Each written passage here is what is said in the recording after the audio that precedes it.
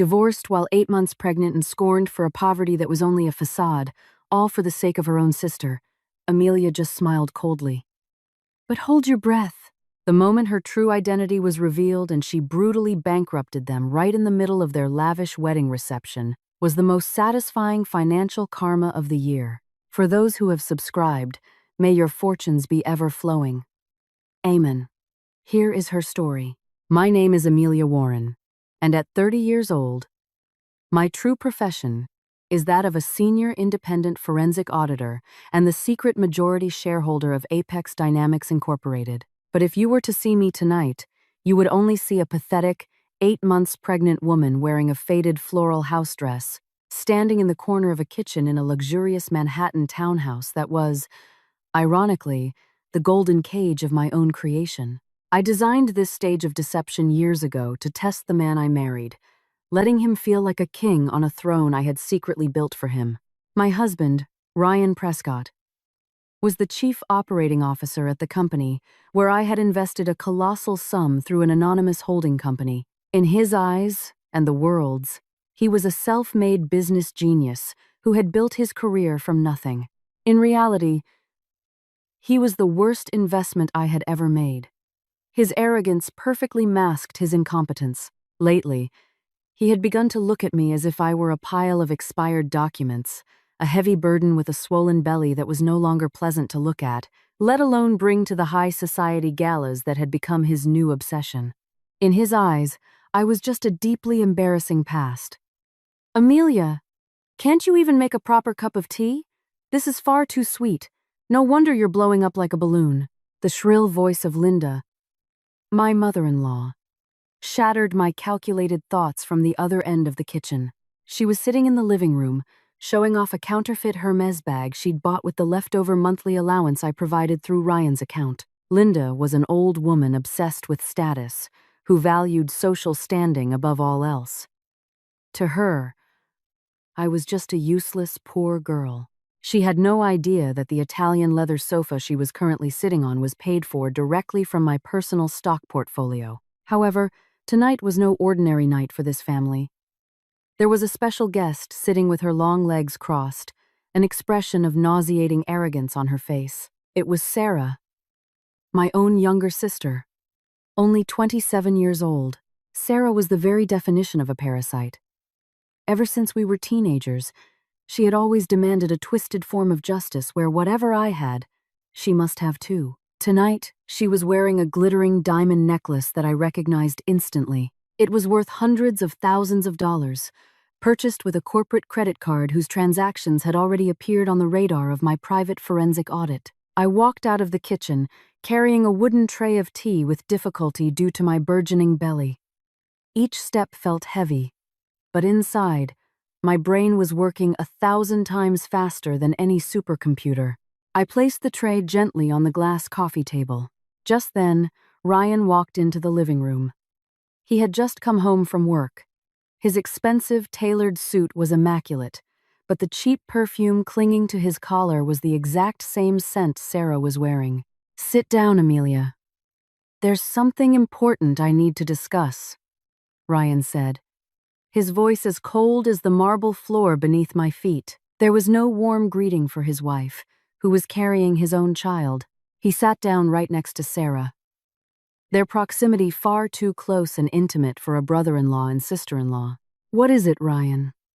I asked softly, carefully modulating my tone to sound weak and submissive, playing my role as the foolish wife to flawless perfection. Ryan pulled a thick manila envelope from his briefcase and tossed it onto the table with a demeaning flick of his wrist. It slid smoothly across the glass and stopped right in front of my stomach. "Those are divorce papers. I've already signed them. I want to separate. Now. Amelia, I can't continue this pathetic marriage with you any longer." The room fell suddenly silent, a cruel, unspoken agreement hanging in the air. Linda sipped her tea with a faint smile she couldn't hide. Sarah pretended to be engrossed in her freshly manicured red nails, but the corner of her mouth twitched, holding back a wild laugh of victory. I stared at the envelope for a moment, then looked directly into my husband's face. "You're really divorcing me when I'm 8 months pregnant with your child, Ryan. What's your reason? I deliberately made my voice tremble, a stellar performance that should have made anyone with a shred of conscience feel disgusted with themselves. Because I never loved you, Amelia. Ryan answered without a hint of hesitation, his voice radiating the pride of an arrogant man who believed he controlled the world. Our marriage was a huge mistake from the start. My heart wasn't for you. It has always been for Sarah. That sentence was meant to shatter me. But inside my head, those disgusting words were merely another variable in the deadly mathematical equation I was in the process of solving. Ryan intentionally turned to my sister, taking her hand in front of me, right in front of his own mother, who was now smiling with pride. Sarah finally dared to look at me. Her eyes shone with the absolute satisfaction of a cheap homewrecker who felt she had just won the biggest trophy of her life. I'm sorry, Amelia, but Ryan and I have loved each other since high school. We dated in secret. We were each other's first love. You were just a temporary distraction while Ryan built his career from the ground up. Now that he's successful, we deserve to be happy together. That's right, Linda chimed in, placing her teacup down on the table with a clatter. Ryan needs a wife who can match his status as a COO. A wife who is beautiful, elegant, modern. Someone who can be taken to high society parties, not a woman in a frumpy house dress whose only job is in the kitchen. Sarah is far more deserving of being Mrs. Prescott. Besides, you've just been a freeloader in my son's luxurious house all this time. The disgusting truth was finally served up perfectly tonight. My own sister was apparently my husband's ex-girlfriend from high school. They had been carrying on behind my back all this time, laughing at my fictional stupidity, patiently waiting for the moment Ryan felt wealthy enough to throw me onto the street. Ryan was so proud of having Sarah as his mistress, feeding her from the same plate I used. Then what about me? Ryan, what about the fate of this child? I asked softly, forcing a single tear to fall down my cheek. That's entirely your problem, Ryan replied with chilling coldness. I'll give you a severance package sufficient for your delivery costs after you give birth. I am ordering you to get out of this house forever. Sarah will be moving in next week. We're going to completely redecorate the master bedroom.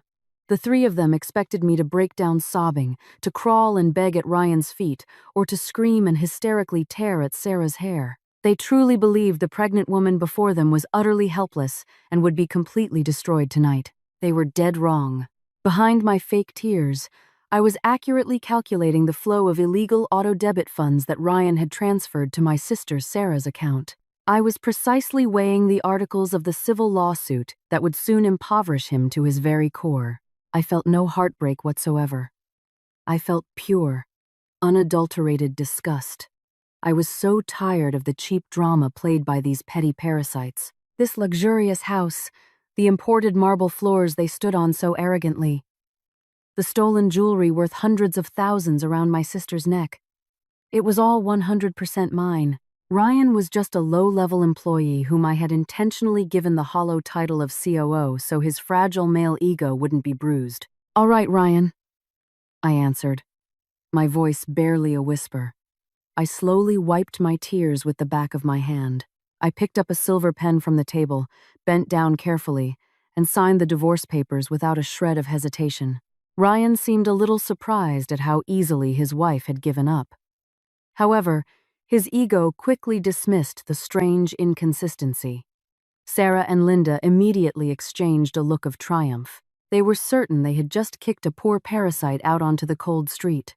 I turned my body slowly and walked back towards the kitchen, leaving them to laugh freely as they planned their grand future in my own house. As I silently caressed my stomach, an ice-cold, cynical smile finally spread across my lips. Have fun tonight, Ryan, Sarah, and Linda. My mind spoke into the deadly silence.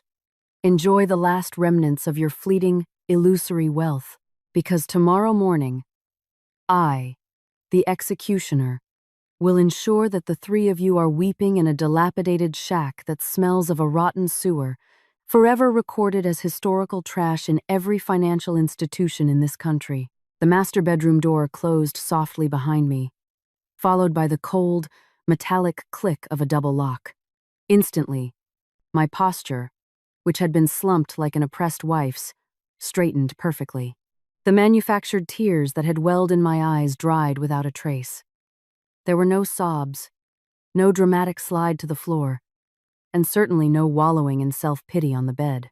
This room was soundproof, an architectural feature I had deliberately designed not for luxury, but for absolute privacy. I walked over to the large mirror in the corner, staring at my reflection in the faded floral house dress. This outfit was merely a stage costume, a highly effective camouflage for blinding an arrogant man and a greedy mother-in-law. With a single calm movement, I took off the dress and replaced it with a thick, elegant black silk robe. I caressed my 8-month belly. Don't be afraid, little one. Your mother is not a weak woman who lets parasites take over our palace. I walked towards the massive teak bookshelf that covered one entire wall. Behind a row of thick encyclopedias that Ryan had never touched, he was too lazy to read, was a retinal scanning panel. I stared straight into the small, hidden lens. A green light blinked silently. The wooden wall slid open smoothly, revealing a secret home office, about 10 by 10 feet, filled with dual monitor displays, a private cloud server, and a steel safe containing the authentic deeds to all my anonymous holding companies. This was my real world. The executioner's command center. I sat down in the ergonomic leather chair and powered on my super-encrypted laptop, which had direct access to the financial heart of Apex Dynamics Incorporated, the company where my clueless husband thought he was king. Ryan Prescott had always boasted about his position as COO, thinking the title was the result of his own hard work. In truth, I had given him that seat purely to satisfy his male ego while keeping him under my surveillance. But tonight, he had crossed the line. My fingers danced across the keyboard, entering a series of top-level authorization codes. I initiated a comprehensive forensic audit, combing through every line item, every transaction, and every approval log involving the name Ryan Prescott for the past 3 years. My husband might have a handsome face and a silver tongue, but he was an absolute fool when it came to digital footprints. The first monitor displayed the company's operational cash flow chart, while the second began filtering for suspicious transactions hidden under fictitious vendor expenses. My eyes narrowed as the AI system I had designed myself detected a recurring anomaly. The pattern was neat, but primitive enough for a financial expert like me. Ryan had set up a covert auto-debit system. On the 15th of every month, right after the company's main project funds were dispersed, a fantastically large sum of money was automatically transferred to a shell corporation named Radiant Solutions, LLC. Of course, it didn't take me long to dismantle the layers of that sham company. Within seconds, the name of the ultimate beneficiary account owner was displayed in bright, bold letters on my screen. Sarah, my own sister, the cheap homewrecker who had been sitting in my living room, flaunting a diamond necklace bought with stolen money. I traced the transactions in Sarah's account with a cynical smile that grew wider. This wasn't just pocket money for designer bags or overseas vacations. The largest transaction had occurred 6 months ago, right after I had announced my pregnancy to Ryan. A massive withdrawal, classified as payment for a real estate asset. A sum of $5.5 million had been withdrawn in stages to pay off a luxury penthouse in an elite Upper East Side neighborhood, all legally registered in Sarah's name. Ryan had arrogantly bought my sister a magnificent penthouse using money from my own company, right at the time my belly began to grow with his child. They were laughing and making love on an expensive bed bought with my sweat, planning their future after I was kicked out of the house that was also mine from the very beginning. The sheer absurdity of it almost made me laugh out loud, a cold, deadly laugh. Ryan thought he was the apex predator, when in reality, he was just dancing in the palm of my hand. "You are such a foolish man, Ryan," I whispered to the blinking monitor. "You left a digital trail the size of an elephant in the middle of the room, and you thought your freeloader wife would never find out. I printed out all the evidence. The transfer slips, the illegal auto-debit documents, and the deed to Sarah's penthouse." The papers slid out of the printer with a soft hiss, each sheet a golden ticket to their financial hell. This evidence was more than enough to send Ryan to prison for corporate embezzlement. But prison was too easy. Prison still gave him a roof over his head and free meals. I wanted a suffering that was far more elegant, something that would crush their souls. I wanted absolute destruction. I reached for the satellite phone in my drawer and dialed a special number I used only for emergencies. The line rang twice before a deep, professional voice answered. "Good evening, Mrs. Warren. How may I assist you?" It was Harrison Vance, the most cutthroat corporate lawyer under an exclusive contract with my holding company. "Evening, Harrison." "It's time to work," I said flatly. "Prepare a civil lawsuit against Ryan Prescott. Sue him for corporate embezzlement of $5.5 million, plus punitive damages for emotional distress. At 10 times that amount, I want you to prepare the framework for a forced asset liquidation." "Understood, ma'am. When do we execute?" "Wait for my signal. Let them have their cheap wedding first. I want to seize that penthouse and strip all of Sarah's jewelry off her right in front of their wedding guests. Also, make sure you coordinate with the credit bureaus. The moment I give the order, I want all accounts in the names of Ryan Prescott and Sarah Warren frozen instantly. Get them blacklisted by every financial institution without a single loophole. A perfect scenario, ma'am. I'll handle the seizure warrants tonight." "One more thing, Harrison," I added, my gaze sharpening on the files on my desk. "Prepare a top-tier security team. During the execution, I don't want a single item from my house taken by them. They are to leave my palace with only the clothes on their backs. I want to see them begging on the streets and ending up in a dilapidated shack on the outskirts of the city. Of course, ma'am, I will ensure they become the most pathetic vagrants in this city." I disconnected the call. My office was silent once again. I leaned back in my leather chair, feeling a small kick from the baby inside me. I caressed him gently. From this moment on, the role of the oppressed, foolish wife was officially erased behind these walls. There would be no mercy for traitors. Ryan, Sarah, and the greedy Linda had chosen their own path to become parasites. And as the rightful owner of the garden, it was my duty to rip them out by the roots and burn them to ash. I would let them soar high on the illusion of success I had built before I finally clipped their wings. They would soon be recorded as nothing more than historical trash, never to rise again. The morning sun pierced through the silk curtains of the main dining room, illuminating the long Italian marble table. I descended the stairs slowly, deliberately wearing the same faded house dress from the night before. There were slight dark circles under my eyes, not from crying over my failed marriage, but from spending the entire night formulating a civil lawsuit that would bankrupt them all to the point of no return. At the dining table, the cheap comedy had already begun. Ryan Prescott sat at the head of the table, a chair I had actually bought with dividends from my stock portfolio. He wore a custom-tailored navy suit, looking arrogant and supremely confident. To his right sat Sarah, my sister and the shameless homewrecker. She was spreading jam on a piece of toast for my husband, acting as if she were already the rightful lady of the house. And, of course, at the corner of the table, Linda was busy admiring the gold ring on her finger, giving me the same condescending look I knew so well. "Sit down, Amelia," Ryan commanded without looking at me, his eyes glued to the smart tablet in his hand. I pulled out the farthest chair and sat in silence, holding my belly. I had my lawyer draft the final documents. "We agreed last night. Now I need your signature in black and white." Ryan slid a thin folder towards me. It glided across the table and stopped in front of my empty plate. "A divorce settlement agreement." I glanced over the points. It was heavily skewed in his favor, of course. He was offering a severance for childbirth that wasn't even 10% of my daily capital gains on the stock market. "Don't take too long reading it, Amelia. You wouldn't understand the legal jargon anyway." Linda sneered with a small laugh. "Just sign it. Ryan is being very generous, giving you any money at all. If I were him, I'd have thrown you out without a penny. You need to know your place. You've just been a freeloader, living off my son's luxury. You're nothing more than a parasite in this family."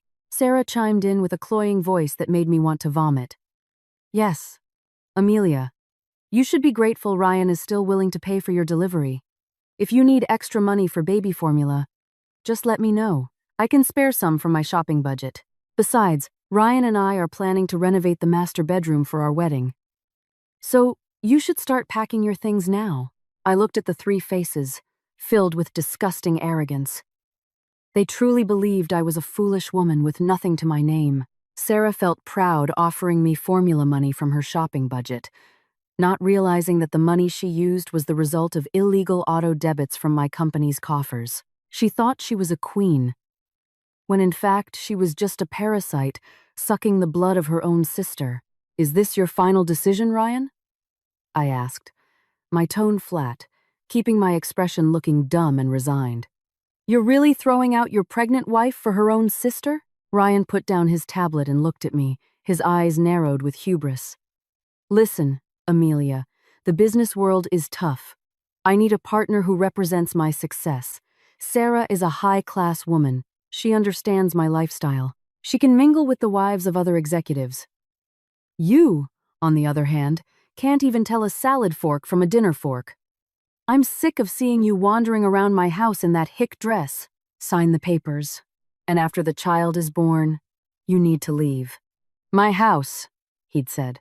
This man's arrogance had completely blinded his reason. He had forgotten that the deed to this 10,000 square foot property was registered under a holding company that I controlled 100%. He had no idea that in a matter of days, I would use my absolute veto power on the board of directors to strip him of his position in the most humiliating way possible. Without another word, I picked up the pen lying next to the folder with a slow, measured movement.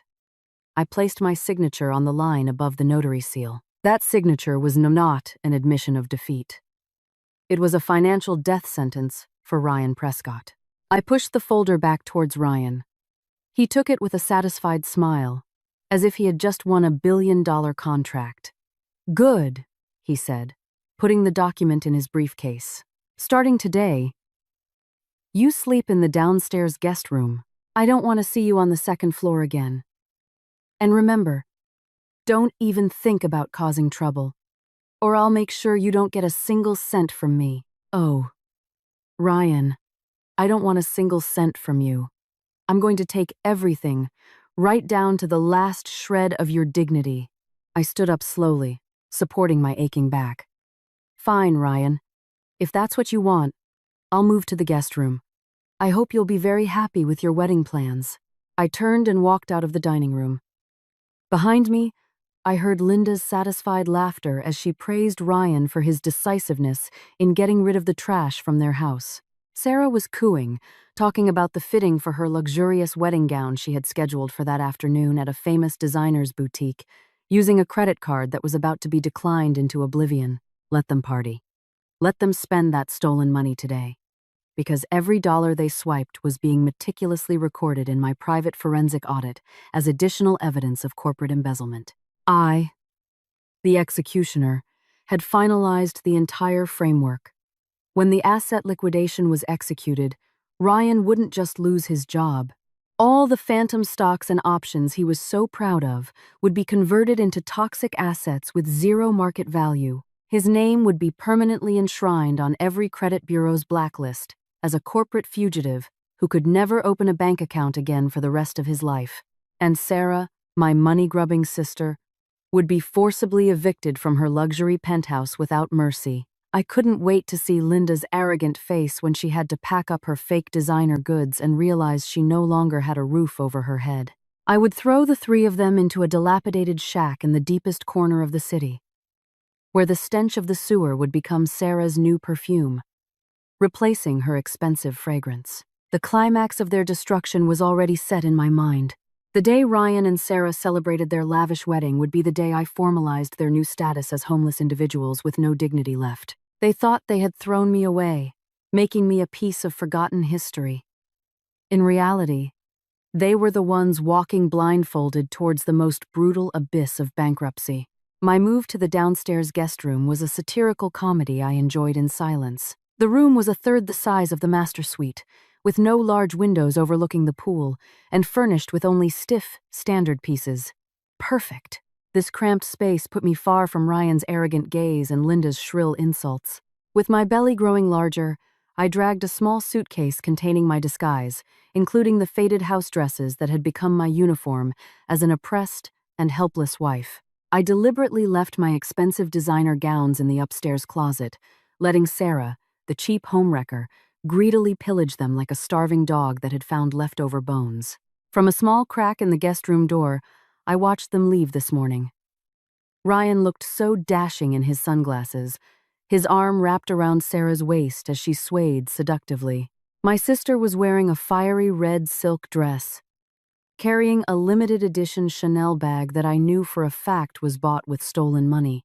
"Use my black card to pay the down payment for the catering and the venue today, darling," Ryan said loudly, intentionally raising his voice so his arrogant words would echo to me. "Choose the most expensive and exclusive vendors. A COO's wife can't look cheap on her wedding day."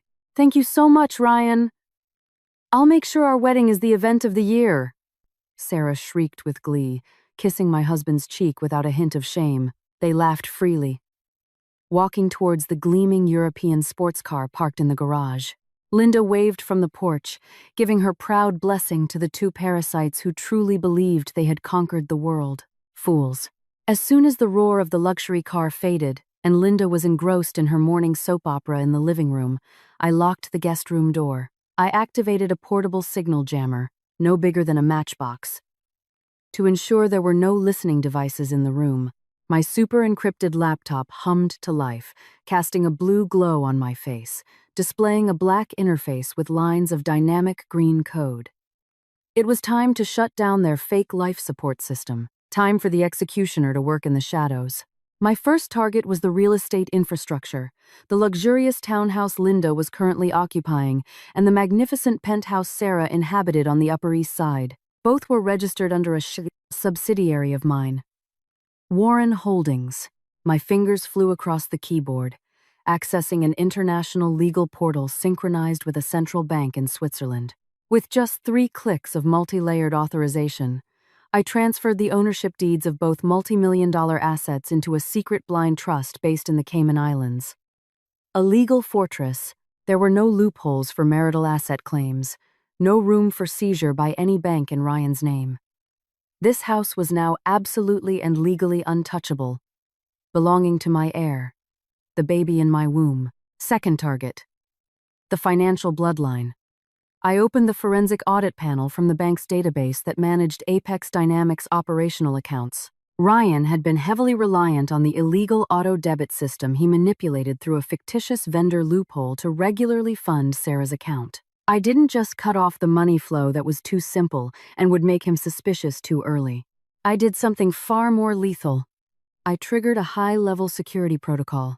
I injected a special algorithm that would categorize all future transactions from Ryan's black card as fraudulent and money laundering activities. However, I left its verification status pending in the bank's queuing system.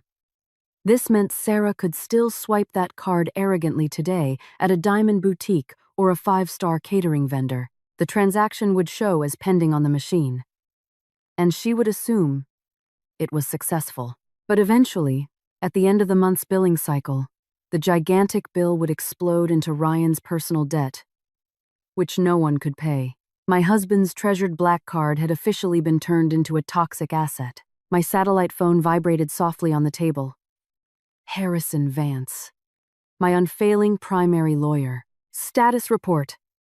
"Harrison," I said coldly, my eyes fixed on my personal stock portfolio chart, which continued to climb. "Everything is proceeding with precision according to your instructions." "Mrs. Warren." Harrison's baritone voice was calm, yet deadly. "The draft of the civil suit for sustained corporate fund misappropriation by Ryan Prescott is 100% complete. The claim is for $25 million, covering all material losses, the freezing of phantom assets, and punitive damages. It's quite satisfying. And his position on the board of directors? I've scheduled an emergency shareholders meeting. As the anonymous majority shareholder, you will exercise your absolute veto power. The letter of termination for cause, without severance, is already printed on my desk. We are simply awaiting your instruction to execute the full asset liquidation on the big night. I smiled faintly, a smile devoid of warmth, reflecting pure, calculated satisfaction. And what about the accumulated dividends and capital gains from our shares in Apex Dynamics?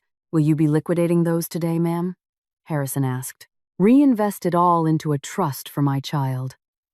Ryan has zero access to it. He thinks he's the powerful primary breadwinner, but his salary as a puppet COO isn't even enough to cover the annual property taxes on one of my estates, I replied flatly. And the final blow to their identities? Ma'am? Ensure our partner banks issue the official account freezes immediately. When I drop the bomb on their wedding day, I want Ryan Prescott and Sarah Warren to be officially on every credit bureau's blacklist. They called me a freeloader, a parasite. I will show them what happens when the host tree they've been sucking dry turns out to be poisonous. And their physical assets? The clothes, the car, the stolen jewelry. Seize it all. Brutally. Right in front of their wedding guests. I want Linda to witness with her own eyes how her daughter-in-law is stripped of her finery. After that, dump them in a dilapidated shack by the train tracks. Let their arrogant bodies smell the sewer every morning. I want them to be vagrants, weeping over their fate as historical trash. Orders received with absolute clarity. Mrs. Warren, the line went dead. I closed my laptop. The freezing process was complete. The financial bloodline that had fueled Ryan's arrogance and Sarah's greed was now completely severed, though they didn't realize it yet. Like a person whose artery has just been sliced by a transparent blade, their bodies could still dance and party on the remaining dregs of their pride before they finally collapsed, gasping for the breath of reality. Their wedding reception was about to become the grandest funeral for their own self-respect. 3 weeks had passed since I signed those divorce papers. This luxurious house, the palace I had built with sweat and high-level stock portfolio manipulation, had now been completely transformed into a cheap circus. From behind the guest room door, which I kept slightly ajar, I observed the hustle and bustle of preparations for my husband's wedding to my own sister. I was still faithfully wearing the faded floral house dress, now stretched tightly over my large belly, playing the nauseating role of a helpless woman about to be humiliatingly kicked onto the street. In the living room, the shrill laughter of Sarah and Linda echoed, drowning out the sound from the 100-inch flat-screen TV. The room was now filled with stacks of boxes from high-end European designers. Sarah, the homewrecker drunk on an illusion of power, sat amidst a sea of luxury goods, like a queen who had just conquered a great kingdom. Look at this French silk wedding gown, Mom. It cost almost $100,000. Sarah shrieked with glee, holding up a shimmering white dress adorned with a cascade of dazzling Swarovski crystals. Ryan told me to swipe his black card with no limit. He said our wedding has to be the most magnificent event of the year. Not a single guest should dare to look down on the new director's wife. Linda nodded proudly, her eyes gleaming greedily at the pile of ill-gotten goods. Of course, dear. Ryan is a successful man, my brilliant COO. He deserves to be with a high-class woman like you, not some country bumpkin whose only job is to freeload in this mansion. Linda deliberately raised her voice on the last sentence, casting a cynical glare towards my room. I closed the door softly. In the silence of my room, a cold, asymmetrical smile formed on my lips. They were true parasites.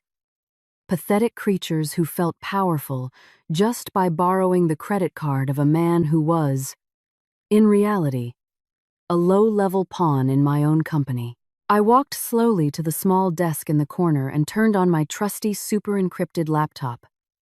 The monitor cast a blue glow, reflecting my face, now devoid of any mercy. I opened the banking surveillance system linked directly to Apex Dynamics' primary database. A pop-up window appeared, showing a real-time list of red numbers that kept increasing. It was the transaction history of Ryan Prescott's prized black card. $100,000 for a wedding gown. $50,000 for a 5-star hotel ballroom rental. $30,000 for a premium catering vendor. And most shockingly, a cash withdrawal of $150,000 to furnish the new Upper East Side penthouse, the magnificent property previously bought through their ridiculous illegal auto-debit scheme. My fingers tapped slowly on the desk as their phantom debt grew. Every time a credit card machine printed a receipt, my system immediately copied the data as legally admissible evidence. Ryan was truly the most clueless man I had ever met. He thought the corporate black card was a bottomless well, a gift from the board of directors for his performance. He had no idea that the bank's security system, which I had manipulated, was deliberately allowing all transactions to show as approved at the register, while holding them firmly at the main clearing gate. The company's money never actually went out to pay for their luxuries. Instead, my banking algorithm converted every swipe Sarah made into a high-interest personal loan in Ryan Prescott's name. That black card was a toxic asset slowly strangling them. Every one of Sarah's happy laughs while holding a new designer bag, and every one of Linda's compliments on the expensive truffle dishes, was another nail hammered into their financial coffin. Towards evening, Ryan came home with an infuriatingly arrogant look on his face. He strode in like a Roman emperor returning from a great victory. The smell of masculine cologne mixed with expensive cigars emanated from him. Sarah immediately threw herself into his arms, showering him with playful kisses in front of Linda, who just smiled broadly in approval. "How was the shopping today, darling? Did you get everything you wanted for our big day?" Ryan asked in a contrived baritone, possessively stroking my sister's back. "Perfect, Ryan. All the best vendors are paid in full. My dress, the magnificent venue, the exclusive catering, it's all done. You're the most amazing husband in the world," Sarah cooed, resting her head on Ryan's chest. I came out of the guest room to get a glass of water from the kitchen, dragging my feet, playing the part of an exhausted, depressed, pregnant woman to perfection. Ryan glanced at me out of the corner of his eye and snorted dismissively, as if seeing a fly disturbing his view. "Good to see you've started packing up your junk, Amelia," Ryan scolded with a freezing tone as I passed the dining room. "My wedding to Sarah is in 3 days. After that grand event, I don't want to see your face in this house again. I'll transfer your severance money early next month. Go find some cheap rental that suits your social class." I bowed my head deeply, hiding the murderous glint in my eyes. "Yes, Ryan, I understand," I answered in a barely audible, deliberately shaky voice. "You never deserved to be in our elite circle. Have some self-awareness, you parasite," Linda added with a harsh snort before heading upstairs, followed by condescending laughter from Sarah and Ryan. I returned to my room, drinking the water with a deadly, absolute calm. Their cheap insults were the most beautiful lullaby for me tonight. My private forensic audit report was now hundreds of pages thick, detailing every one of Ryan's financial sins down to the last cent. They didn't know that in the steel safe behind the library wall, a $25 million civil lawsuit was already printed, ready to be filed in the commercial court. They were also completely unaware that I, the shadow executioner they deemed so weak, held the absolute veto power from the chairman's seat to fire Ryan Prescott for cause, without a single penny of compensation. On the climactic night, just as that $100,000 gown was wrapped around Sarah's body on the altar, I would arrive with a storm of asset liquidation that would wipe out the very foundation of their pride. I would stand tall, emotionless, and watch them be forcibly ejected from that 5-star hotel by security. Ryan Prescott's name would be instantly thrown onto every credit blacklist, shattering his career and financial future to pieces. The multi-million-dollar capital gains I would make tomorrow on the stock market would be something they could never even taste a drop of.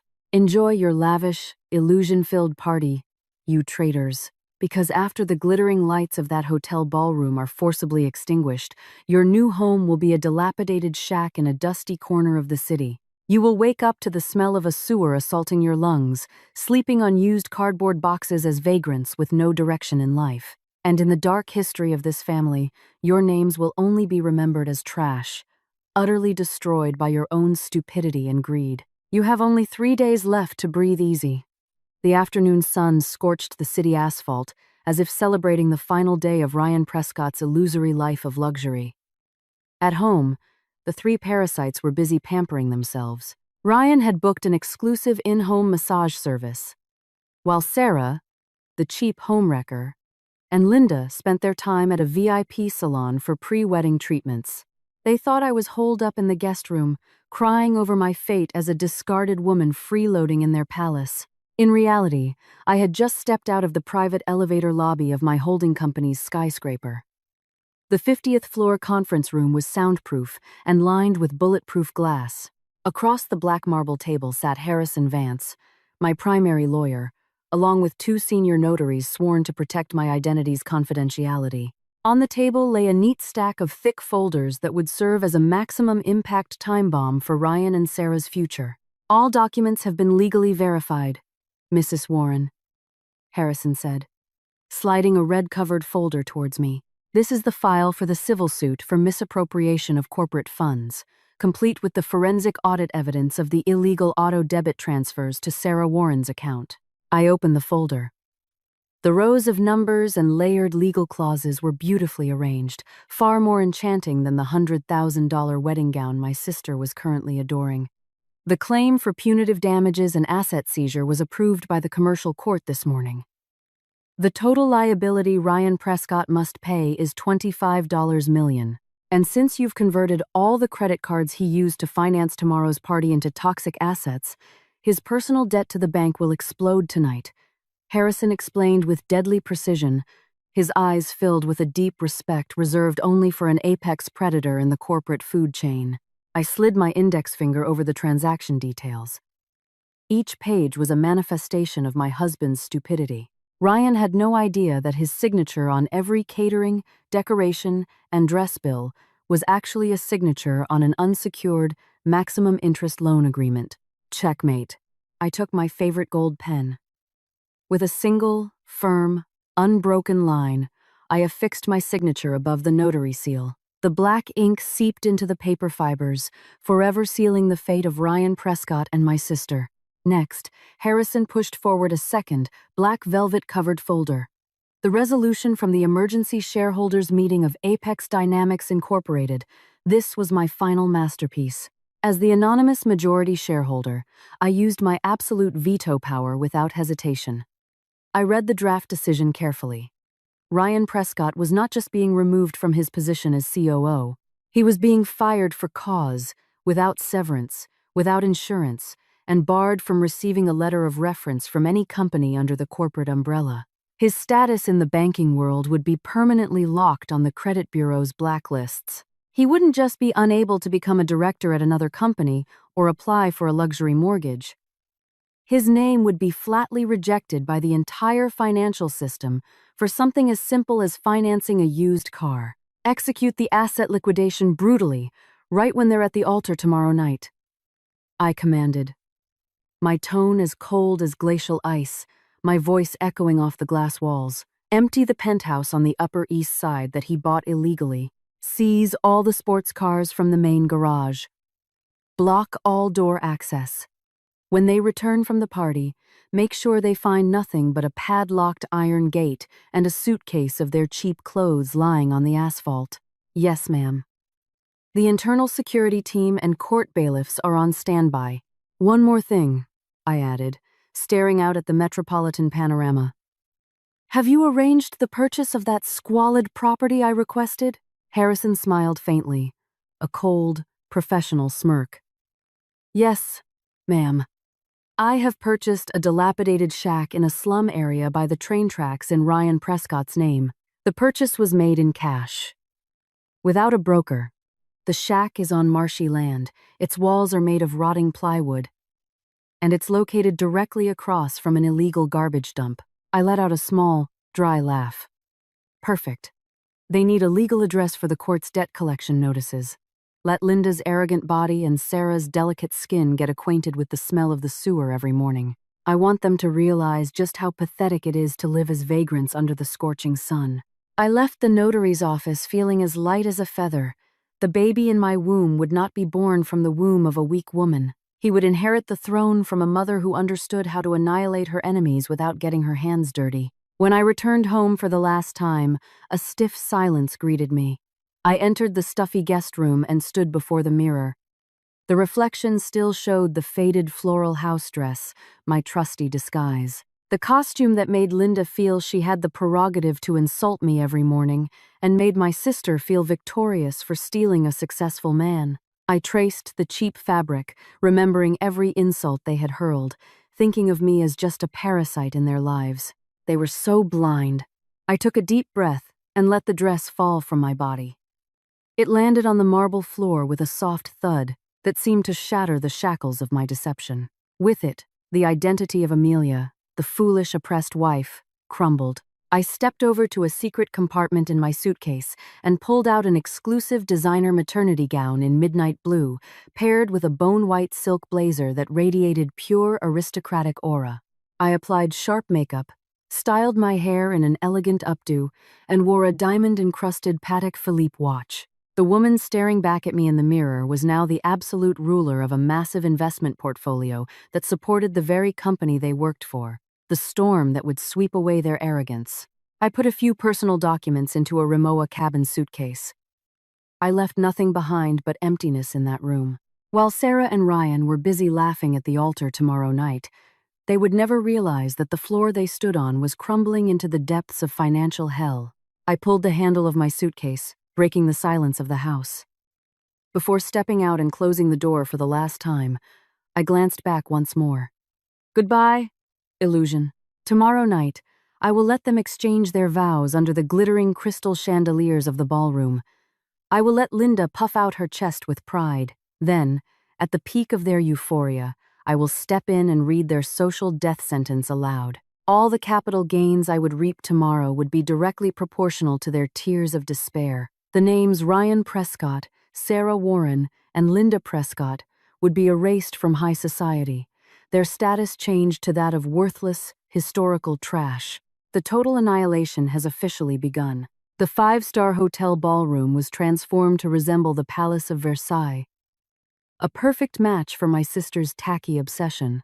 A giant crystal chandelier cast a golden glow across the room, illuminating thousands of imported white roses that spread a cloyingly sweet, nauseating fragrance. On the grand, elevated stage, Ryan Prescott stood tall in an ivory tuxedo, holding the hand of Sarah, who was draped in her $100,000 silk gown. The cheap homewrecker smiled broadly, showing off her white teeth to the hundreds of high society guests, most of whom were business colleagues from my own company. In the front row sat Linda, wearing a brocade gown adorned with blinding sequins. A pearl necklace circled her neck, and her hands were busy showing off her fake Hermes bag to the other directors' wives. She was thoroughly enjoying her new role as the queen mother of a successful man. They were all reveling in an illusion, toasting with champagne bought with a toxic asset, a credit card that was about to tighten around their necks. Their laughter filled the air, celebrating a false victory over me, the parasite they believed they had successfully eliminated. They had no idea that a real asset liquidation was currently underway at their residence. 9 p.m. Time for the executioner to take the stage. The main ballroom doors, carved with gold, were pushed open wide by two security guards in black suits. The orchestral music, which had been playing softly, came to an awkward halt. 1,000 pairs of eyes turned in unison towards the entrance. I walked in with absolute calm. There was no faded house dress on my body. Tonight, I wore a designer cape dress from Paris in emerald green, which accentuated my pregnancy with the pure grace of an aristocrat. The low-heeled Bottega Veneta shoes I wore tapped softly but firmly on the thick red carpet. Around my neck was a diamond necklace whose value could buy all the tacky decorations in this room 10 times over. I did not come alone. To my right walked Harrison Vance, my iron-fisted corporate lawyer. Behind me, in a neat line, were 5 distinguished men in formal suits. They were the board of directors of Apex Dynamics Incorporated, the very executives Ryan had been desperately trying to impress for years. Whispers began to ripple through the ballroom. Ryan's arrogant smile slowly faded, his face turning pale, then flushing red with anger. Linda nearly choked on her drink. Sarah gripped her husband's arm, her face a mixture of confusion and annoyance. "Amelia! What are you doing here?" Ryan bellowed from the stage, his voice echoing through the microphone. shattering the awkward silence. He let go of Sarah's hand and stepped to the edge of the stage, pointing at me rudely. "Who let you in? You shameless woman! Did you come here to beg for pity?" Linda shot up from her seat and rushed towards me, her eyes glaring. "Hey, you crazy woman! Get out of here! How dare you ruin my son's happy day? You've been divorced. You were just a freeloader in our family. Security! Drag this parasite out of here right now!" Sarah joined in, screaming from the stage, feeling her position threatened. "Amelia, please, have some respect for us. Don't embarrass yourself. Ryan doesn't love you anymore. Accept the fact that you've lost." I stopped in the middle of the ballroom, about 15 feet from the stage. I looked at the three of them, one by one, then smiled faintly, a smile as cold as an Antarctic ice sheet. "Beg? Lost?" My voice wasn't loud, but its sharp, heavy intonation silenced the entire room. Harrison swiftly handed me a wireless microphone. I turned it on. "I didn't come here to beg, Ryan. I came to clean up the filth in my company." Ryan snorted, his laugh forced. "Your company? You're hallucinating, Amelia. You're just an unemployed housewife." I glanced behind me, giving a signal to Mr. Thompson, the chairman of the board of Apex Dynamics, whom Ryan had always known as his ultimate boss. Thompson took a step forward, looking at Ryan with an expression of utter disgust. "Watch your tone, Prescott," Thompson reprimanded, his baritone voice firm. "You are addressing Mrs. Amelia Warren, the absolute majority shareholder and rightful owner of the holding company that oversees Apex Dynamics Incorporated." A deathly silence choked the entire ballroom. 1,000 guests held their breath. Ryan Prescott's face turned ashen, as if all the blood had been drained from his body. Sarah's mouth hung open, while Linda stood frozen like a statue, her eyes wide with disbelief, staring at me from head to toe. "Yes, Ryan," I said slowly, chewing each word so it would sink into the pores of his arrogance. "That COO position you're so proud of? That was a gift from me. A gift to satisfy your pathetic male ego. This can't be.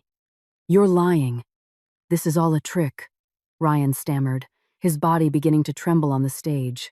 The magnificent tuxedo he wore now looked like an oversized clown costume. "A trick? Let's talk about tricks," I hissed, holding up the red folder for everyone to see. "Inside this folder is a complete forensic audit report exposing your entire illegal auto debit scheme. You stole company operational funds to buy my sister a $5.5 million penthouse." Gasps of shock erupted from the directors' wives at the front tables.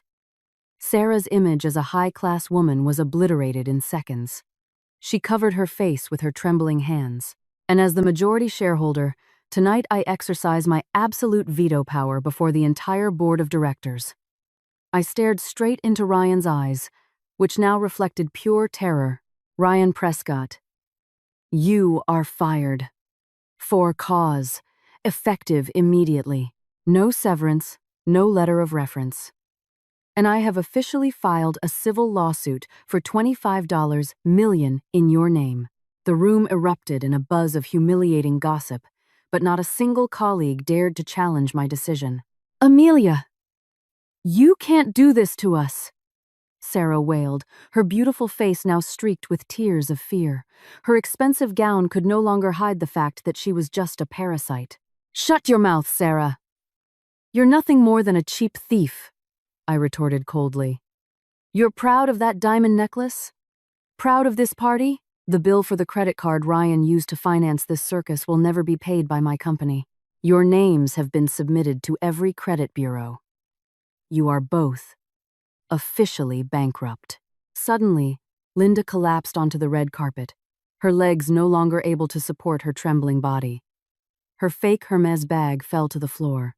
"Amelia, my dear, I'm sorry. I didn't know," she whimpered, her voice a pathetic, trembling plea as she tried to grab the hem of my shoe. I took a step back, avoiding her touch as if she were a contagious disease. "Don't touch me, Linda. You said I was a freeloader. Just so you know, the luxurious house you live in was bought with dividends from my personal portfolio, and right at this second, My security team is removing all of your junk from my house and Sarah's penthouse. The three of them had officially lost everything. Their illusion had been blown to smithereens. You thought you could throw me away like trash? You were dead wrong, I said, my voice thundering through the room, a final, unchallengeable verdict. The capital gains I reap tomorrow morning will not spare a single drop for you. Starting tonight, get ready to find a dilapidated shack by the train tracks. Get your lungs used to the smell of the sewer, because that is the only place fit for treacherous vagrants like you. In my life, you are nothing but historical trash that will soon be forgotten. Ryan fell to his knees on the stage.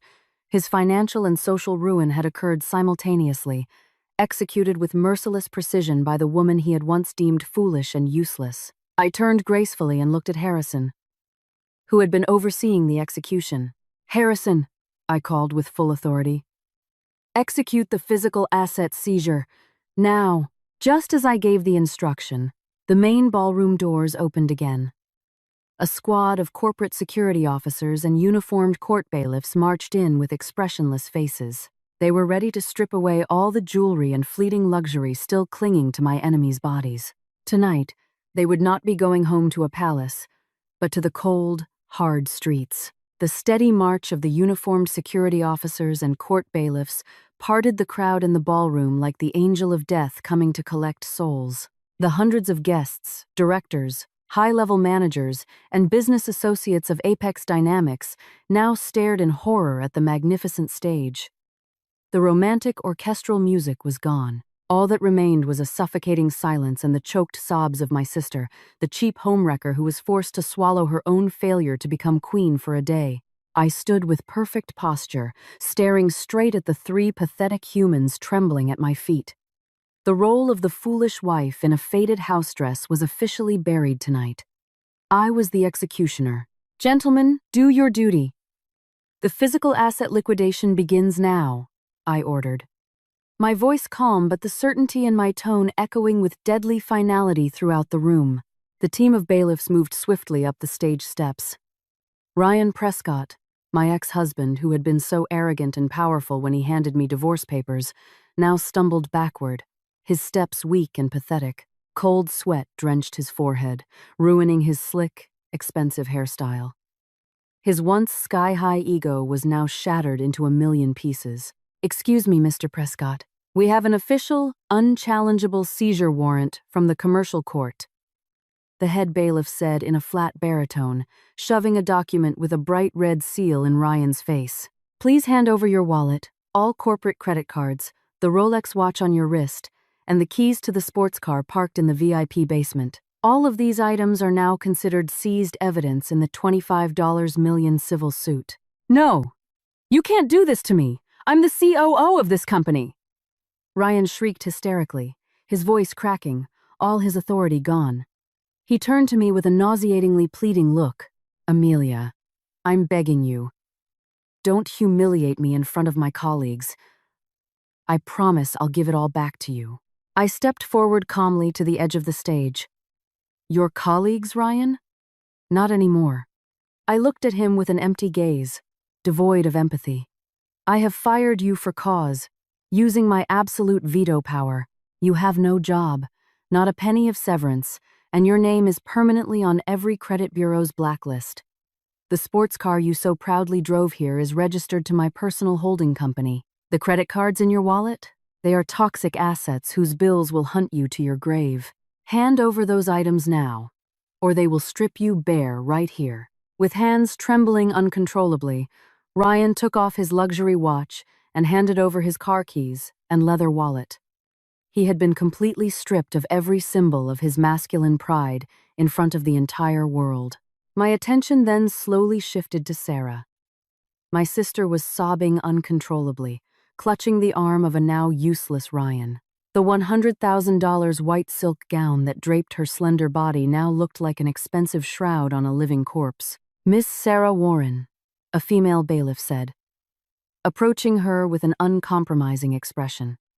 The diamond necklace, earrings, and bracelet you are wearing were purchased with embezzled corporate funds. Please remove them now. They are not yours. No, They're mine. Ryan bought them for me for my historic wedding day.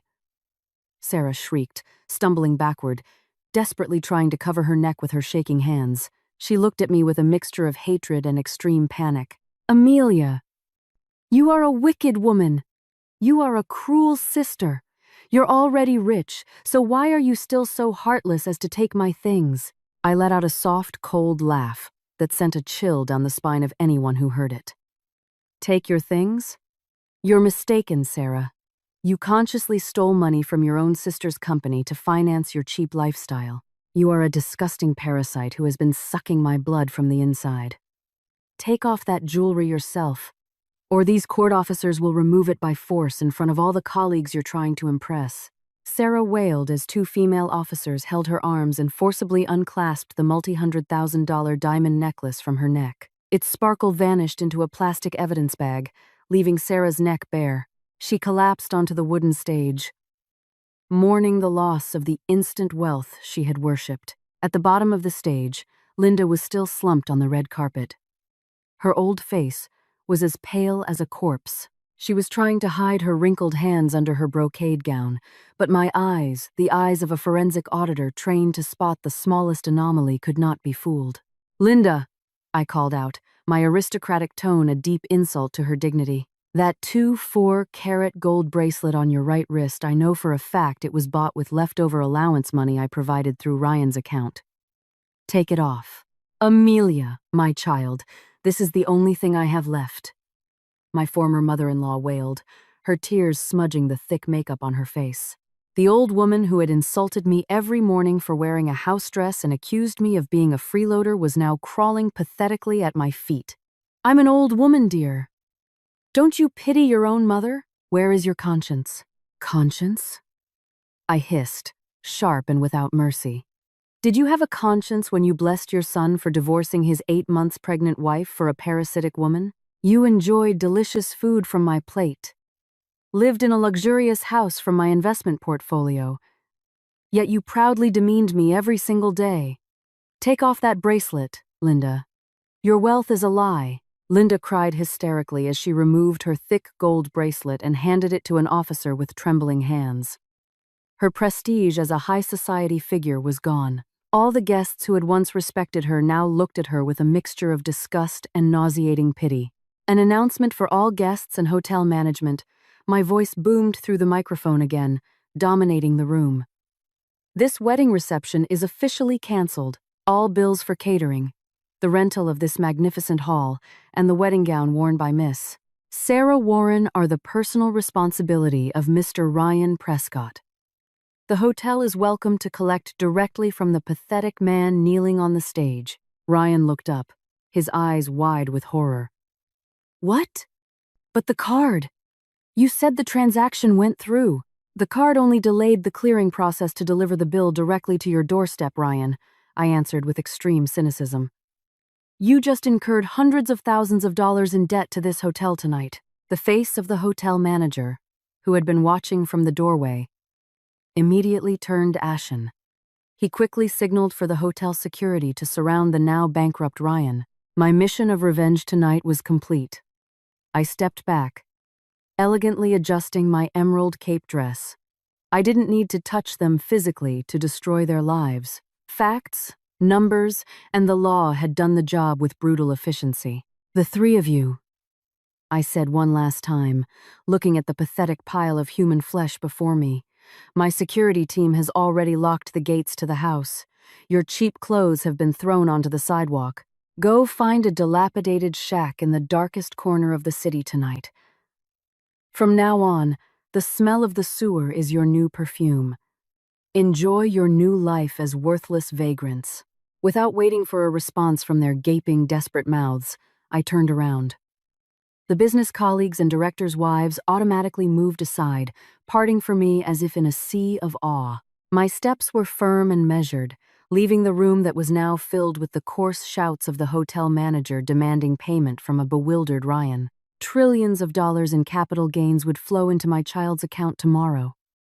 Meanwhile, those three traitors were now officially relegated to the status of historical trash. Tonight, justice had been served with the cruelest financial precision in the world, and I, Amelia Warren, walked away with an absolute, undeniable victory. The night air of the city felt refreshingly cool as I stepped out of the five-star hotel lobby. The burden of my charade was gone. My role as the helpless, submissive woman in a faded house dress was dead and buried forever inside that building. Tonight, I breathed as the absolute ruler, the executioner who had just severed the jugular of my enemy's pride. Behind me, I could faintly hear the humiliating commotion from the main ballroom.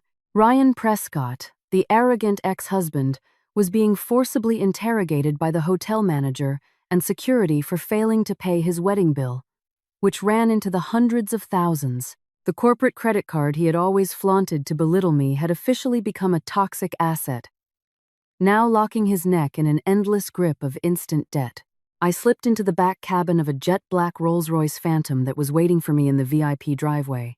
My personal chauffeur bowed respectfully, while Harrison sat in the front passenger seat, opening his tablet to display a live feed from the hotel's security cameras. "They've just been violently ejected from the hotel, Mrs. Warren," Harrison reported in his flat, professional baritone.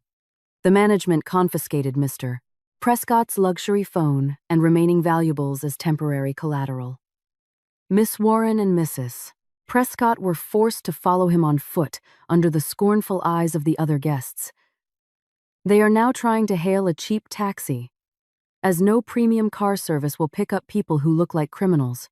"Excellent," I replied coldly, my eyes glued to the tablet screen, watching their downfall in real time.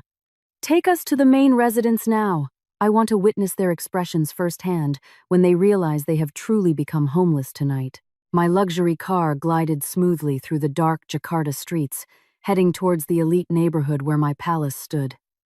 Inside my head, the numbers never stopped spinning. The dividends from my stock portfolio today were skyrocketing exponentially, generating fantastic capital gains. Every dollar that flowed into my account felt directly proportional to the absolute suffering being experienced by those three disgusting parasites. 20 minutes later, my car stopped smoothly under the shade of a large oak tree, directly across the street from the massive iron gates of my home. The 1-2-foot-high gates were now padlocked with a thick steel chain that was impossible to break. On the sidewalk outside, 5 large black plastic trash bags were piled up. This was the result of the first phase of physical asset liquidation, executed by my security team, all their cheap clothes, Linda's imitation goods, and the rest of their worthless junk. All the branded items and jewelry bought with embezzled funds had been neatly seized, bagged, and sent to the commercial court's vault. A moment later, a rickety, faded taxi screeched to a halt in front of the gate. Ryan got out first, his face ashen like a walking corpse.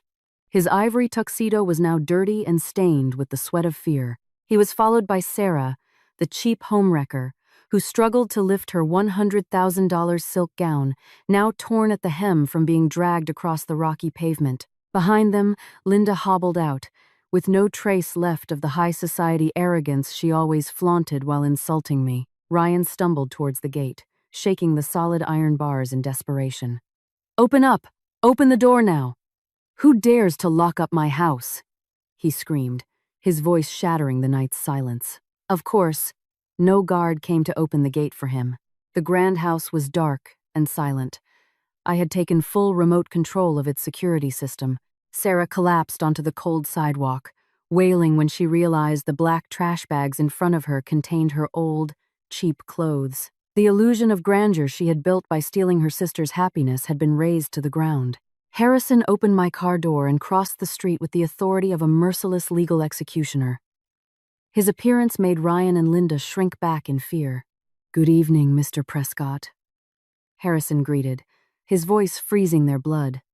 He pulled out a thick brown envelope and tossed it onto the pile of trash bags. "That is the official copy of your civil lawsuit, complete with the forensic audit details of the financial crimes you have committed for years.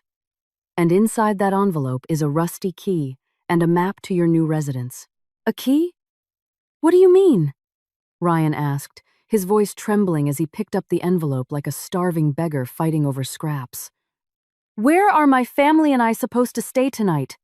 I am a former director. You are nobody in this city anymore. Harrison cut in sharply. That key is for your new home. Mrs.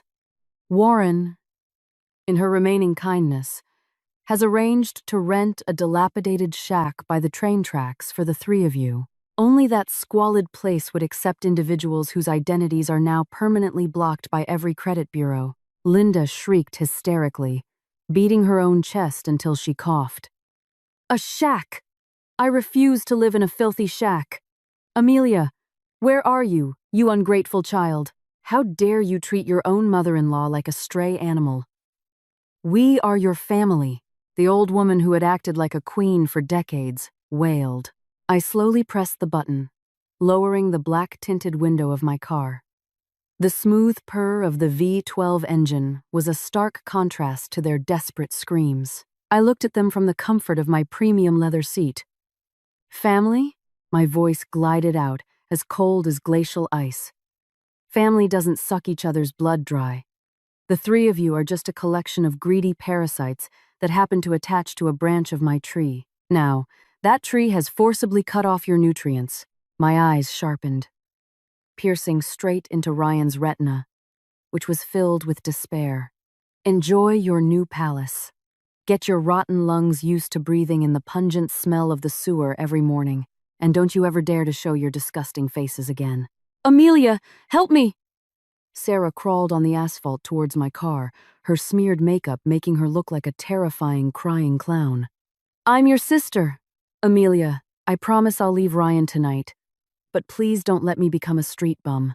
My sister died the moment you chose to sleep with my husband in a bed that I bought with my money. I hissed. Without a single crack for forgiveness, I pressed the button again, and the window rose, sealing them out of my world forever. Drive now, I commanded my chauffeur. The luxury car pulled away slowly, leaving behind screams and a pile of misery on the elite sidewalk. From this moment on, their role in my life was over. They were officially demoted to historical trash, not even worthy of being remembered. I had delivered a complete financial annihilation, and I was now heading towards my throne, leaving the traitors to rot in the hell of poverty they had dug for themselves.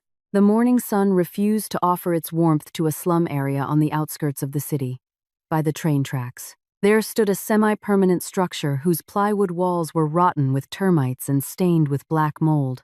Inside that dilapidated shack sat three human figures who, just last night, had been dreaming of conquering the world. Ryan Prescott, Sarah Warren, and Linda Prescott now sat frozen on the cold dirt floor, staring blankly at the black plastic trash bags containing their worn-out clothes. The air was thick with the stench of the sewer, which evaporated from a black, murky ditch right in front of the door. The rotten smell aggressively assaulted their lungs, forcing Linda to cover her nose with the hem of her brocade gown, now a dingy gray from sidewalk dust.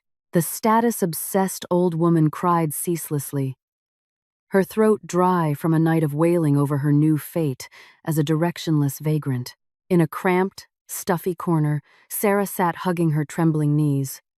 The $100,000 French silk gown she wore was now torn at the bottom, sullied by mud and city dust. The cheap homewrecker shivered, her body refusing to accept reality. The illusion of instant luxury she had flaunted was gone, leaving only the brutal truth that she was a failed parasite. She stared at the corrugated tin roof, full of holes, in horror. There was no air conditioning. No servants bringing breakfast on a silver tray. No high-class life. This is all your fault. Ryan. Sarah suddenly shrieked, her hoarse voice shattering the suffocating silence. She pointed a finger at Ryan's face, who was slumped on a bamboo cot. You said you were a successful director.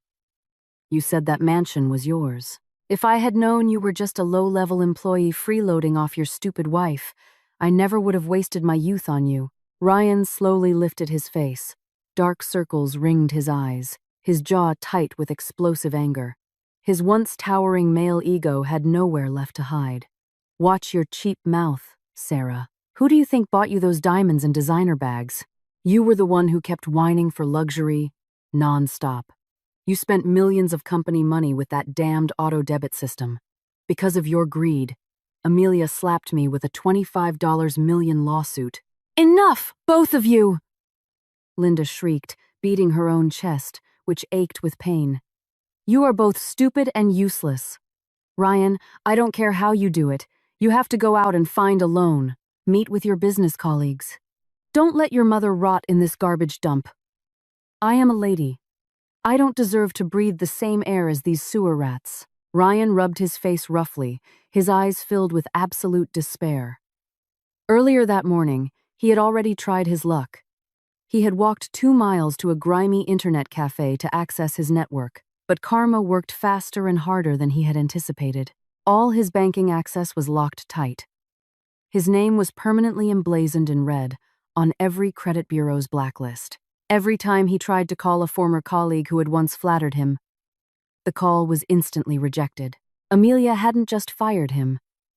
She had distributed the forensic audit of his crimes to the entire corporate network. Ryan was now recognized as historical trash in the business world, a civil fugitive no company would even consider for a janitor position.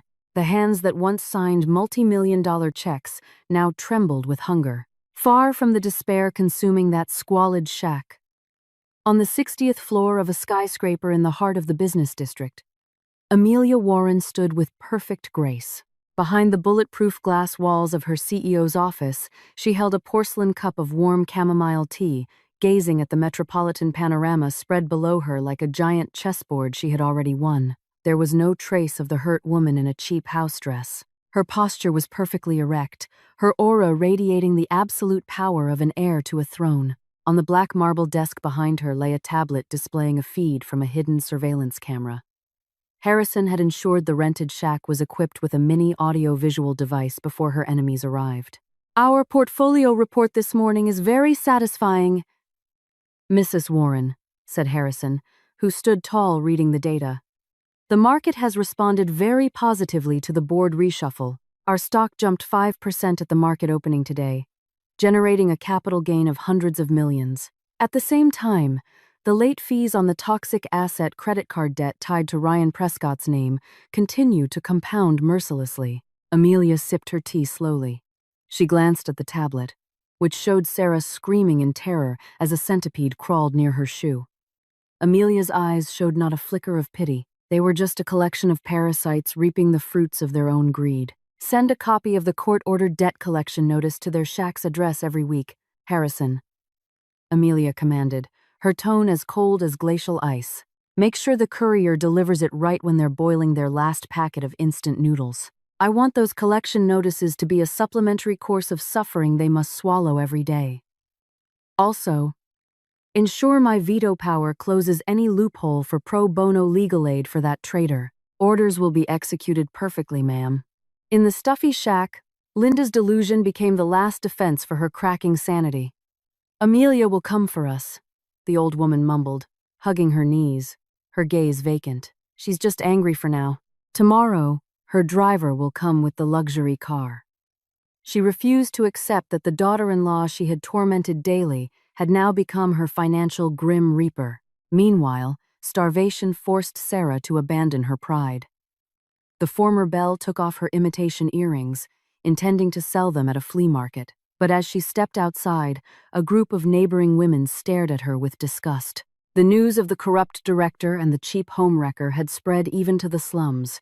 There was no sympathy for a fallen thief, only spits of hatred. Amelia smiled faintly, watching the social degradation recorded on her screen. She gently caressed her belly. The child in her womb would inherit a clean, untouchable empire. Justice doesn't work through tears. Justice works through numbers and absolute execution, leaving the traitors to devour each other until they become the dust of civilization. 2 weeks had passed since the gavel of financial justice had fallen without mercy. In a creaking shack, battered by the coastal night winds, a living hell had completely taken over. There was no trace of arrogance left on Ryan Prescott's gaunt face. The former pseudo-director was huddled in a corner, sitting on a thin, moldy mat, clutching a stomach twisted by chronic hunger. The humid night air seeped through the cracks in the termite-eaten plywood walls, carrying the thick stench of the sewer mixed with wet garbage, which had become the daily oxygen for lungs once accustomed to central air conditioning. Across the dimly lit room, Linda lay weakly on a rickety bamboo cot. Her wrinkled skin was covered in an itchy red rash, a result of the heavy metal-contaminated well water they were forced to use. Her once glamorous brocade gown had become a filthy rag. The status-obsessed woman who had belittled her daughter-in-law for wearing a house dress was now nothing more than a piece of flesh awaiting a humiliating death, she muttered incessantly, blaming cruel fate and the weather, but her stubborn ego refused to blame her own greed. Extreme poverty is the perfect solvent for a love built on a foundation of material lies. In the corner of a kitchen with no stove, Sarah stared at her reflection in a cracked piece of mirror she had salvaged from a dumpster. Her once beautiful face, which used to receive million-dollar treatments, was now dull and oily, with dark circles and chapped lips. The cheap homewrecker had finally reached the end of her sanity. The grand illusion of winning the true love of a successful man had been shattered. Ryan Prescott was no Prince Charming. The man trembling in the corner was nothing more than a leech that had lost its host. With stealthy movements, Sarah began stuffing her remaining dirty clothes into a large black plastic bag. She packed a few pieces of imitation jewelry that had escaped the initial seizure. She had made up her mind. She was leaving tonight. To stay another night in this disgusting, foul-smelling place was a slow suicide. "Where are you going, Sarah?" Ryan's hoarse, dry voice suddenly broke the suffocating silence, stopping Sarah at the threshold of the rotting wooden door. Ryan stood up with difficulty, leaning against the fragile wall. His once erect body, always clad in custom suits, was now skeletal. For the past 12 days, he had tried to swallow his pride and apply for manual labor jobs, but his blacklisted banking status and his civil criminal record made every foreman reject him with disgust. His identity had been cruelly manipulated by his ex-wife into a contagious, toxic asset. Sarah turned, her eyes filled with a sharp hatred and a revulsion she no longer tried to hide. "I'm getting out of this hellhole. I'm sick of looking at your pathetic, useless face, Ryan. You told my mother you were rich, a great director. In reality, you're just a poor liar who was freeloading off the blood and sweat of my own sister." "Watch your cheap mouth, Sarah!" Ryan roared, the veins in his neck bulging. He lunged forward and grabbed Sarah's arm roughly. "Who do you think bought you all those diamonds and designer bags? You were the one who kept begging for luxury like a pauper. You were the one who pushed me to make those illegal transfers. Because of your bottomless greed, Amelia filed a $25 million lawsuit and bankrupted me to my very core. Let go of me, you bastard!" Sarah shrieked, struggling wildly and scratching the back of Ryan's hand, leaving bleeding gashes. "I deserved all that luxury. My face and my body are my assets. And you? You're just a dumb parasite who is useless without the money from your genius ex-wife. You talk about true love? Don't make me laugh. I only loved your money and your lifestyle. And now you can't even buy me a cheap burger. Checkmate."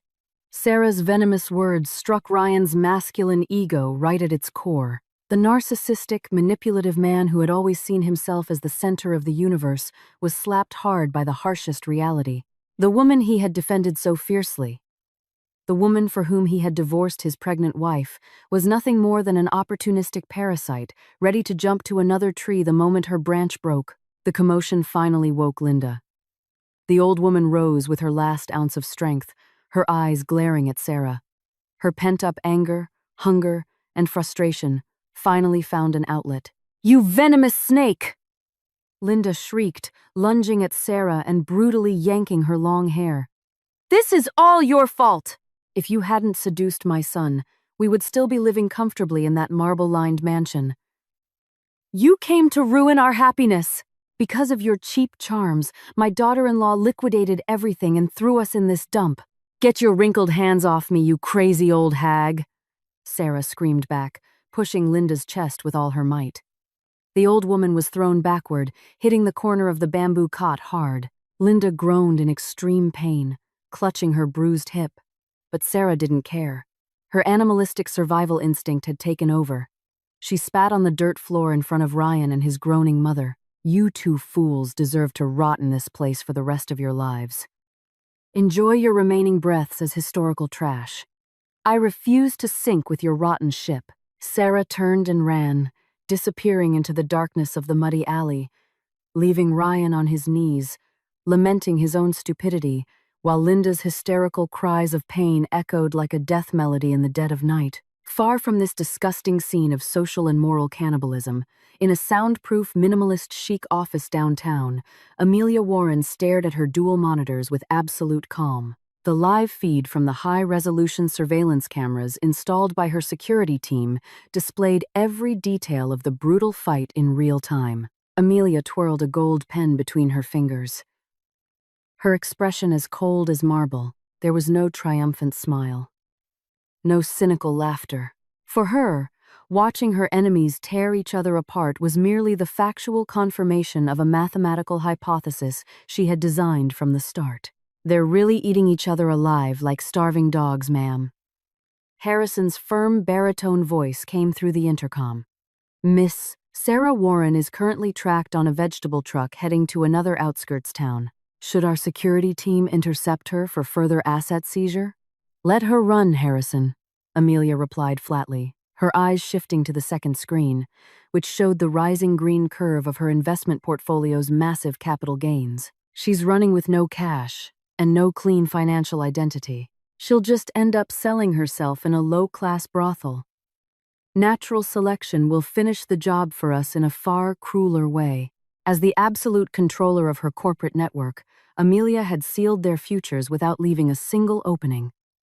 The precise record of the forensic audit had permanently chained them in the eyes of corporate law. The cold-blooded executioner, moving unseen in the shadows, had delivered the ultimate penalty, leaving their vital organs functioning while stripping them of all human dignity.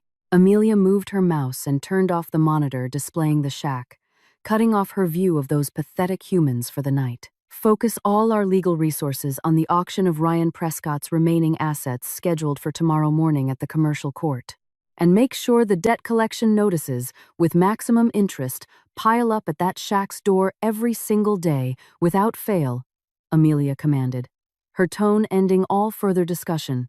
True revenge, in the end, was not about physical violence. The most perfect, elegant revenge was when you successfully demolished the entire foundation of your enemy's self-worth, using the instruments of law, then sat comfortably on your throne, merely watching them rip each other to shreds to survive. The remaining breaths of Ryan and Linda in that squalid place were just a reminder that in this world, karma always has its own shadow executioner, and Amelia Warren had played that role to absolute perfection. Police sirens tore through the quiet dawn in the slum by the train tracks, shredding a peace that never existed. That day, the city sky was a dull, heavy gray, as if refusing to show mercy to the inhabitants of the shack who had lived in a lie. Ryan Prescott, the arrogant man who had once boasted about his custom suits while demeaning his wife for her simple house dress, was now being forcibly dragged out by 3 police officers. The hands that once manipulated numbers and signed illegal auto-debit documents were now tightly cuffed in cold steel.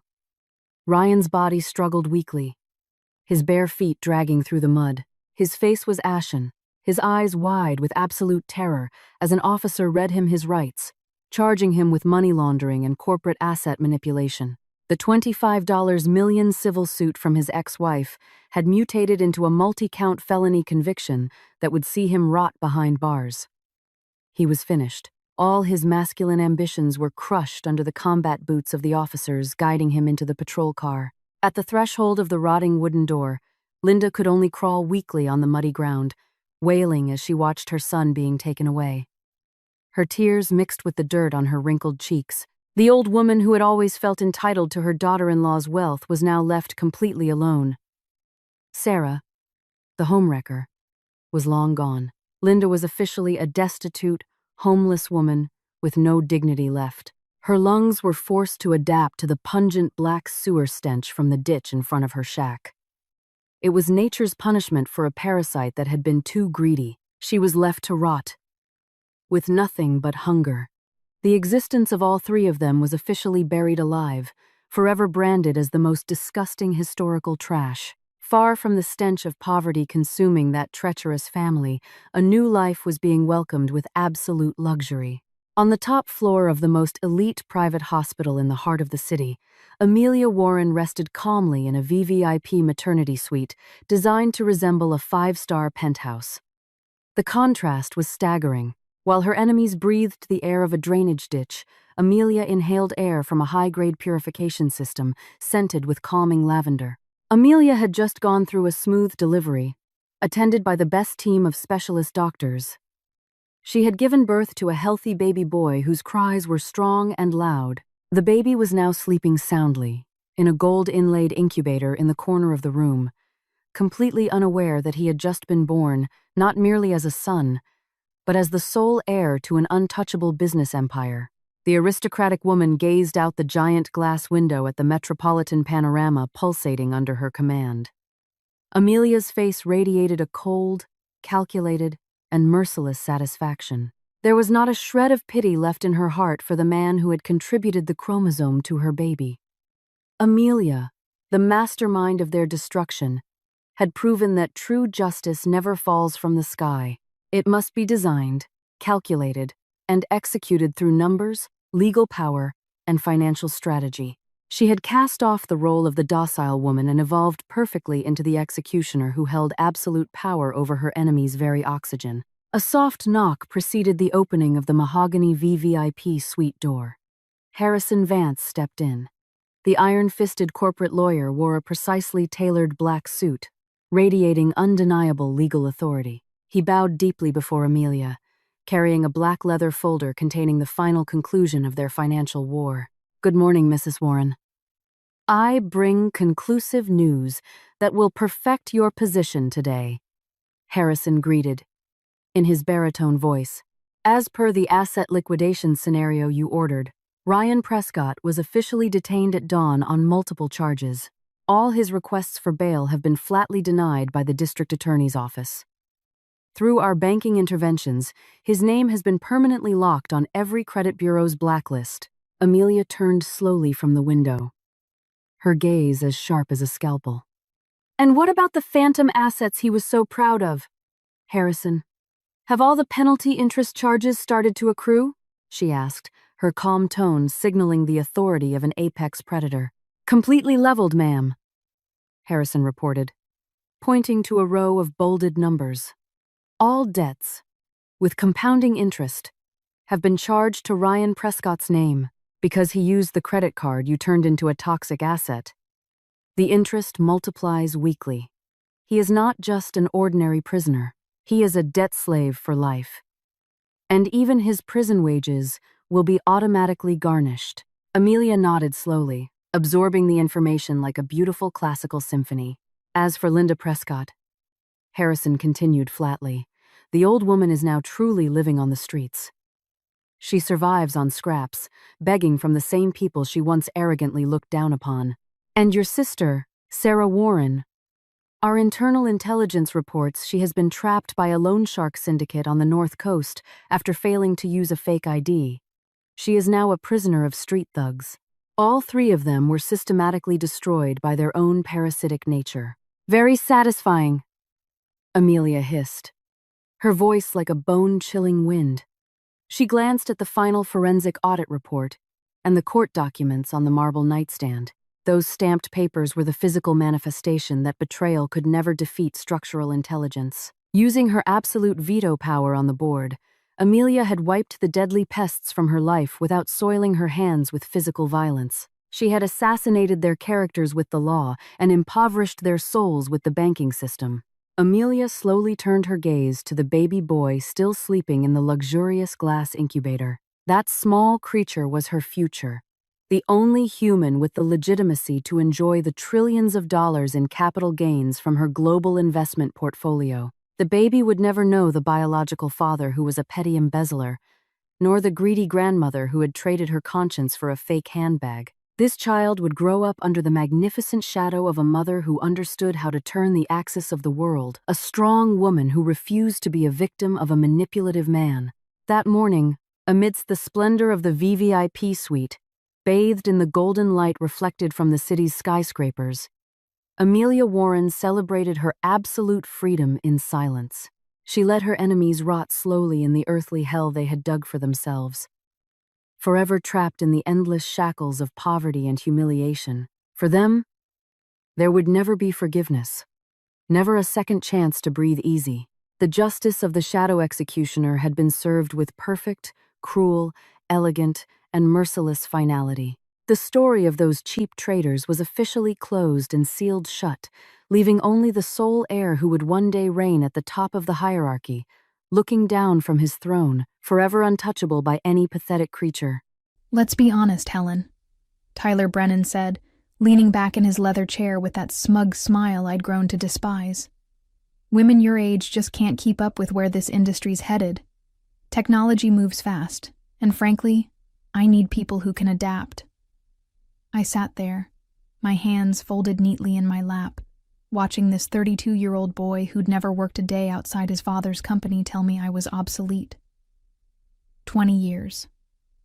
20 years I'd given to Nexora Labs, building their operations from the ground up, training every new hire, managing every crisis. And now he was dismissing me like I was some outdated equipment. "I completely understand," I said calmly, forcing that practiced smile I'd perfected over decades of dealing with difficult clients. Inside, my heart was pounding, but my voice remained steady. "You have to do what you think is best for the company." Tyler's eyebrows shot up slightly. He'd clearly expected an argument, maybe tears. Instead, he got composed agreement from a 56-year-old woman who'd seen enough corporate politics to know when a battle was worth fighting. "Well, that's refreshing," he said, shuffling through papers on his desk. "I was prepared for this to be more difficult. Most people don't take termination so well." "I'm not most people," I replied, standing up and smoothing my navy blazer. "When would you like me to finish up my current projects?" "End of the week should be fine. Human resources will handle the paperwork." He was already looking at his computer screen, dismissing me from his attention, as easily as he'd dismissed me from my job. I walked out of his corner office, past the glass walls that gave him a view of the entire operations floor. The floor I'd designed, optimized, and managed for 2 decades.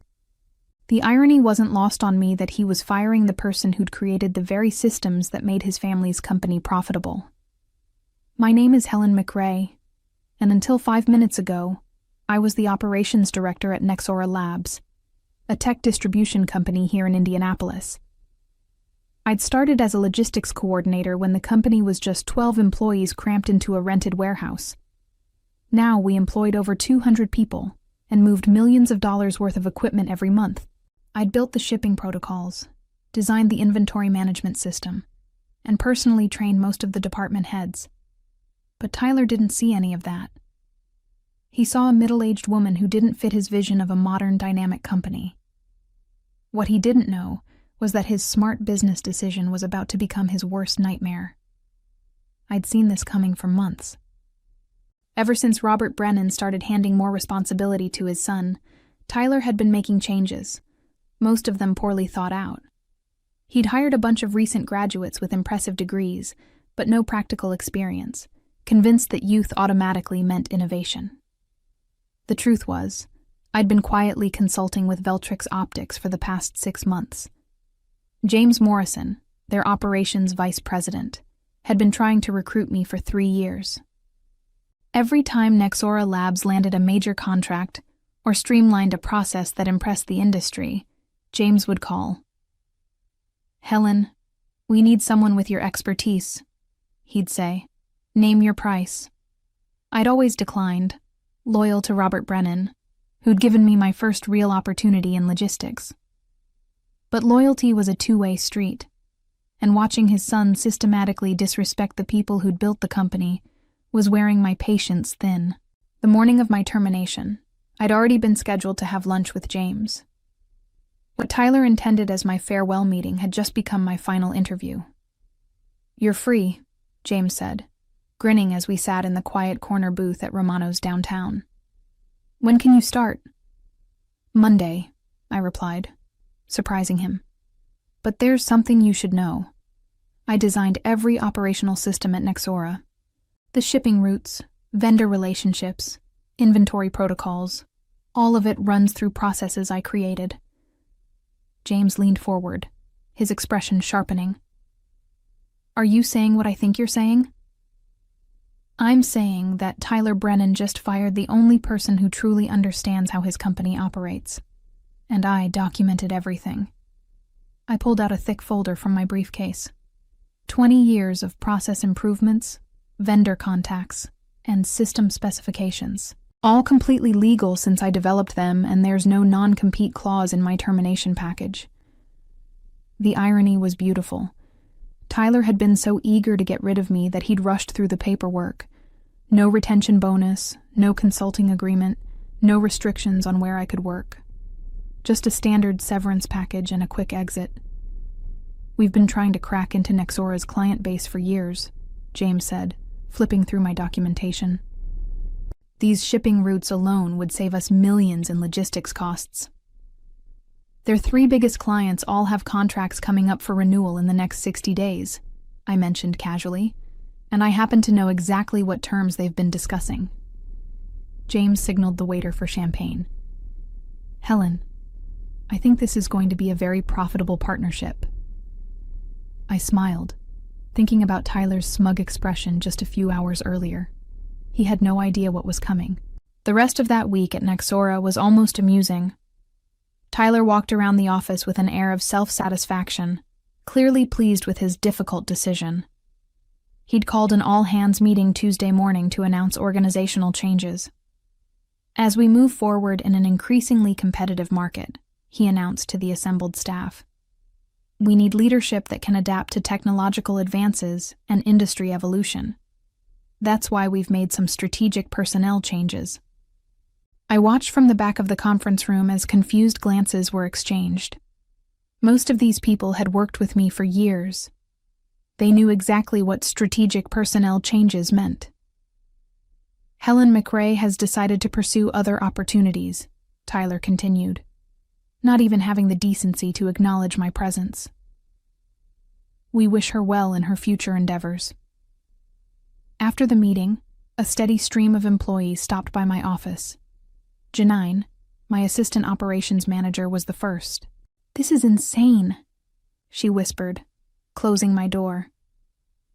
Half our vendor contracts are in your name. The shipping software was your design. How does he expect us to manage without you?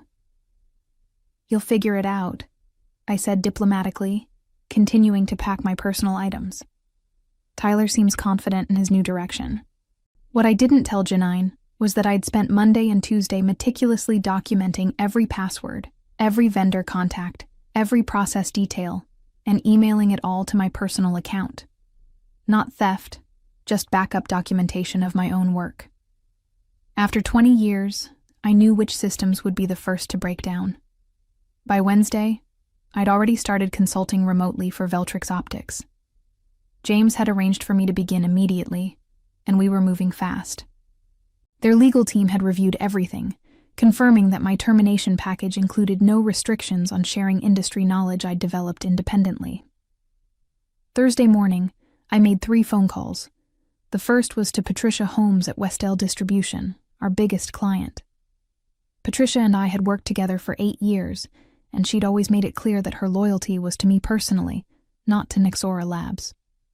Helen, I heard rumors you were leaving, Patricia said when I called. Please tell me it's not true. I'm afraid it is. Tyler Brennan felt the company needed younger leadership. There was a long pause. That boy has no idea what he's lost. You've saved us millions in efficiency improvements over the years. Well, I'm joining Veltrix Optics now. If you ever want to explore alternatives to your current distribution arrangement, send me a proposal, Patricia said immediately. Westell is always interested in working with professionals who understand our needs. The second call went to Gerald Perkins at Microsystems Corp. The third, to Andrea Sullivan at Tech Solutions Plus. Both conversations followed the same pattern.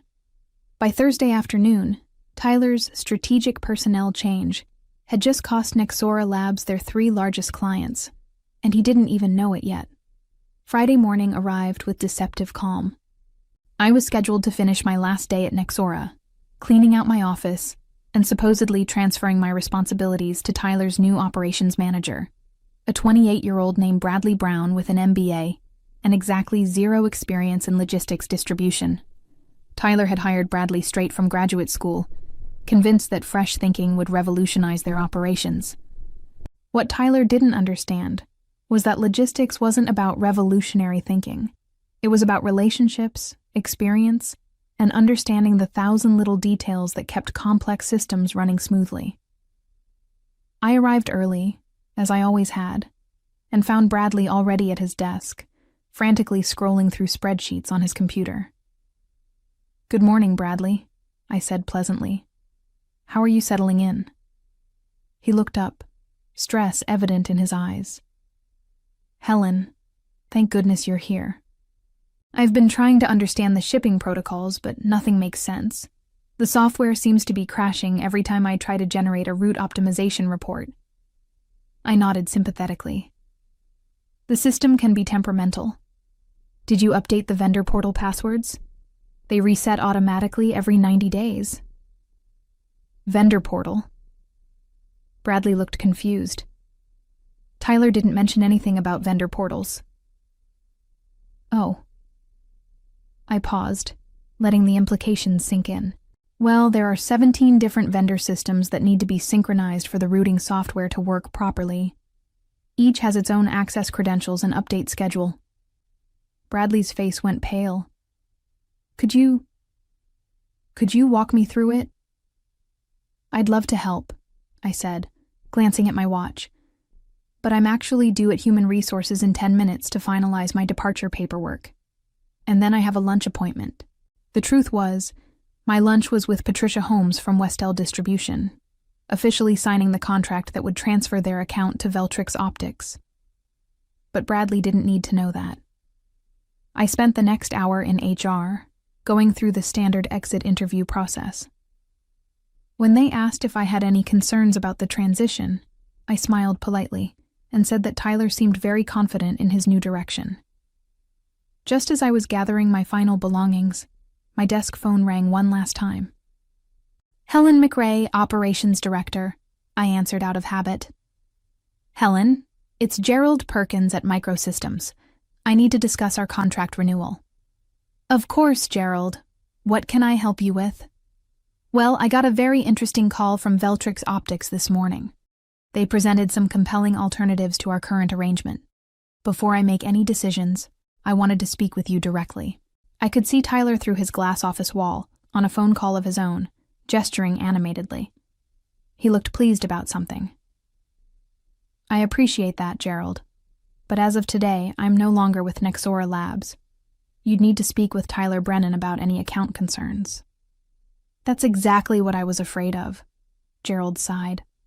Helen, you've been our primary contact for 6 years.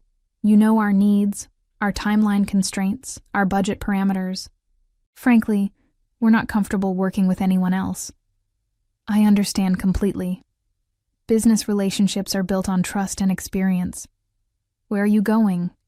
Because wherever it is, Microsystems Corp would be very interested in following you there. I looked across the office at Tyler, who was still on his phone call, probably telling someone about his brilliant strategic decisions. I'll be working with Veltrix Optics starting Monday, I said. James Morrison is their operations vice president. Very professional organization. Perfect. Have James call me Monday morning. We'll want to discuss transitioning our account. As I hung up, I noticed Tyler's phone call had ended. He was staring at his computer screen with a frown, clicking furiously at something that apparently wasn't working.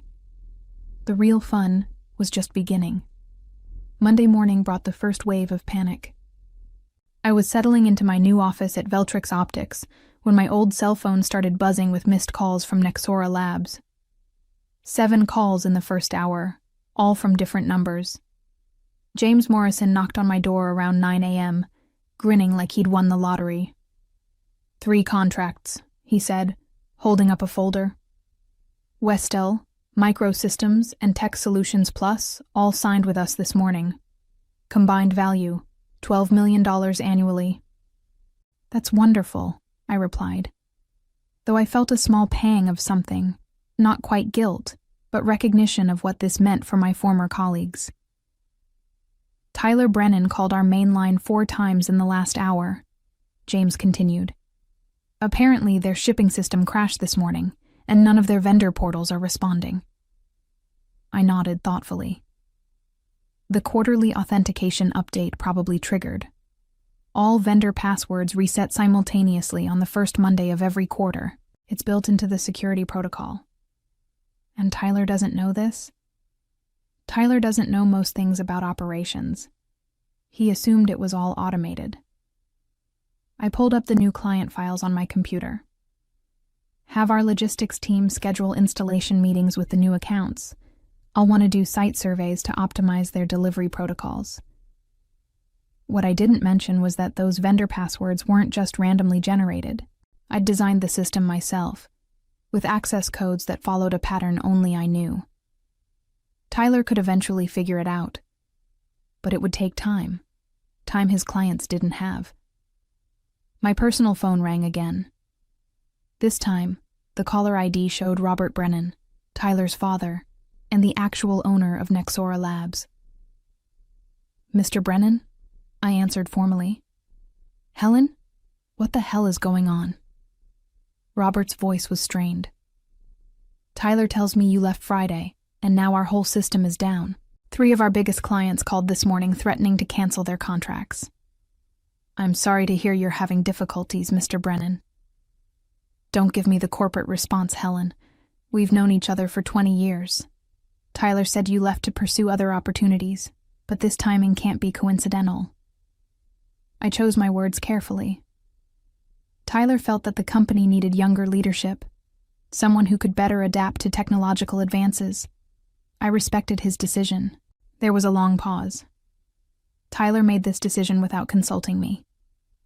I assumed he had your approval. He didn't. Robert's voice turned cold. Helen, I need you to come back.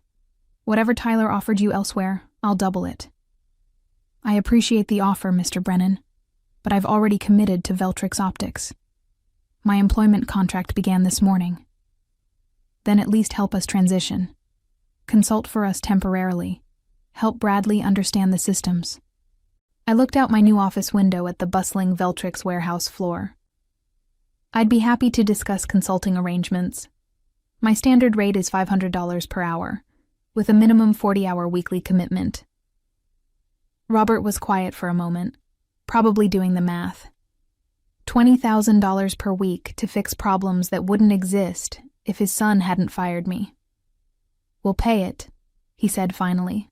I'll need the consulting agreement in writing, along with Tyler's written acknowledgement that my expertise is required. And Mr. Brennan, I'll also need a formal apology from Tyler for his comments about women my age being unable to keep up with technology. Another pause. I'll talk to Tyler. Take your time, I said pleasantly, though I should mention that your vendor authentication lockout resets every 7 days. If the passwords aren't updated by next Monday, you'll lose access to your primary shipping partners entirely. I hung up and returned to my new client files, feeling a satisfaction I hadn't experienced in years. Tuesday brought escalation. Tyler himself called my personal phone at 7 a.m., waking me from a peaceful sleep in my new routine. I let it go to voicemail, then listened to his message while making coffee. Helen, this is Tyler Brennan. I think there's been some kind of misunderstanding. We need to talk about the operational transition immediately. Our systems are experiencing technical difficulties, and Bradley needs your assistance to resolve some authentication issues. No apology. No acknowledgement that he'd fired me 4 days earlier with condescending remarks about my age and capabilities. Just demands for my help now that his strategic personnel changes were backfiring. I deleted the message and drove to Veltrix Optics, where my new team was already implementing efficiency improvements for our 3 new major clients. Around 10 a.m., James knocked on my door again, this time looking concerned. Robert Brennan is in our lobby, he said. He's asking to speak with you personally. Says it's urgent. Send him up, I replied, saving my work. This should be interesting. Robert Brennan walked into my office looking like he'd aged 5 years and 4 days. His usually perfect silver hair was disheveled, and his expensive suit was wrinkled. He sat down heavily in the chair across from my desk. Helen, I owe you an apology, he began. Tyler told me he'd discussed your departure with you weeks ago, that it was a mutual decision based on your desire to explore new opportunities. That's not exactly how it happened, I said quietly. I know that now. I had a very enlightening conversation with Janine yesterday. She told me what Tyler actually said to you. Robert's jaw tightened. His comments about your age and capabilities were completely inappropriate and absolutely not reflective of this company's values. I appreciate you saying that, Mr. Brennan.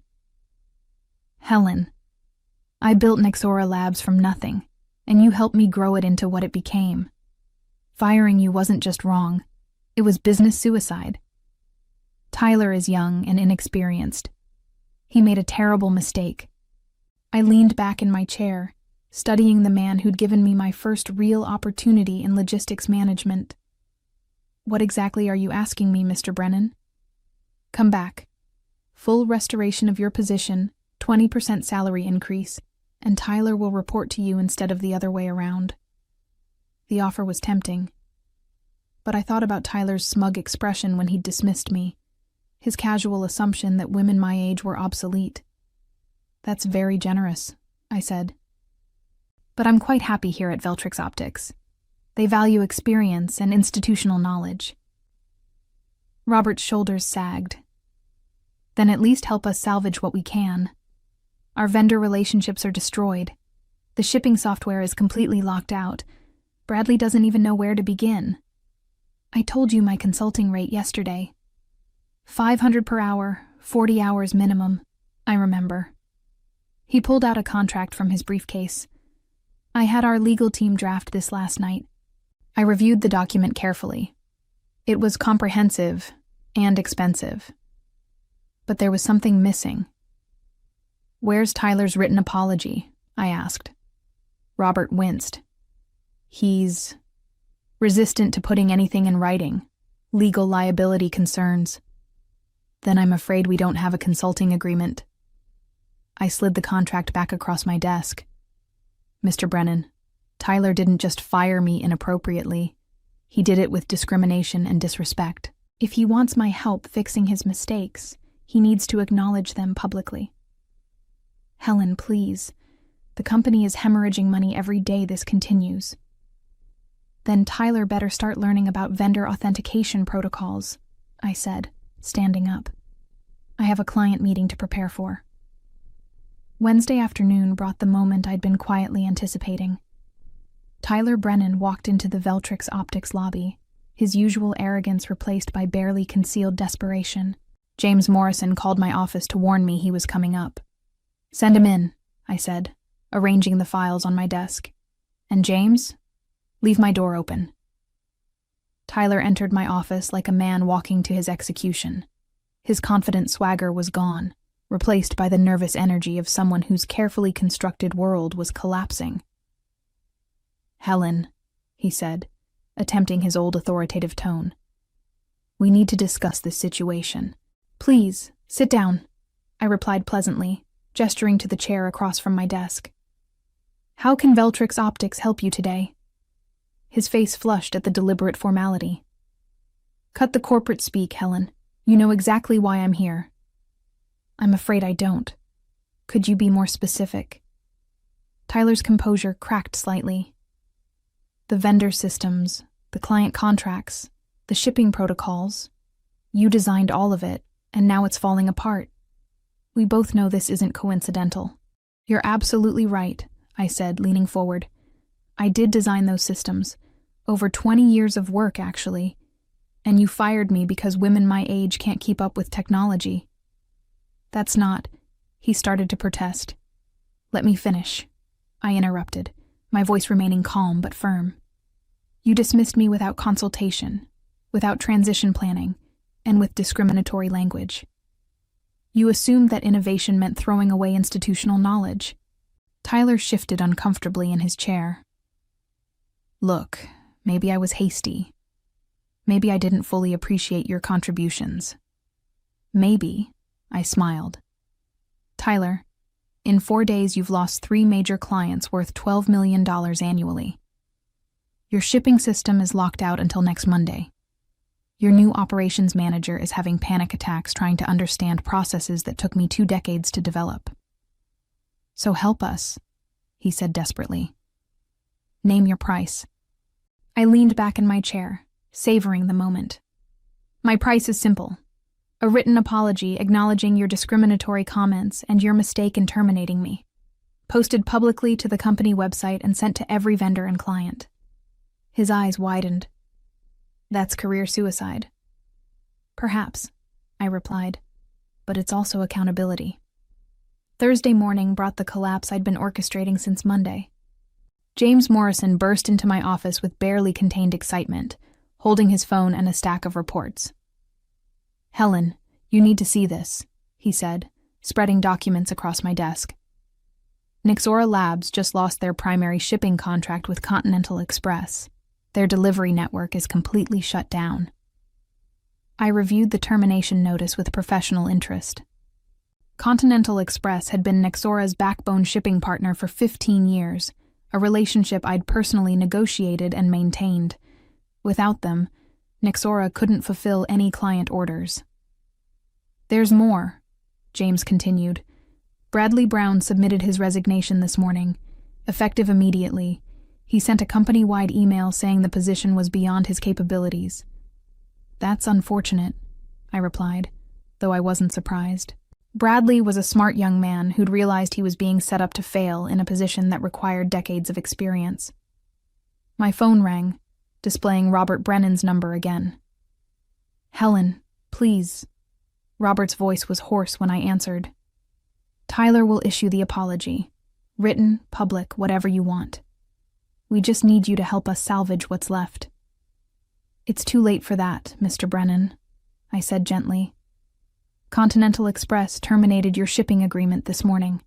Without them, you can't fulfill orders for any remaining clients. There was a long silence. How did you know about Continental?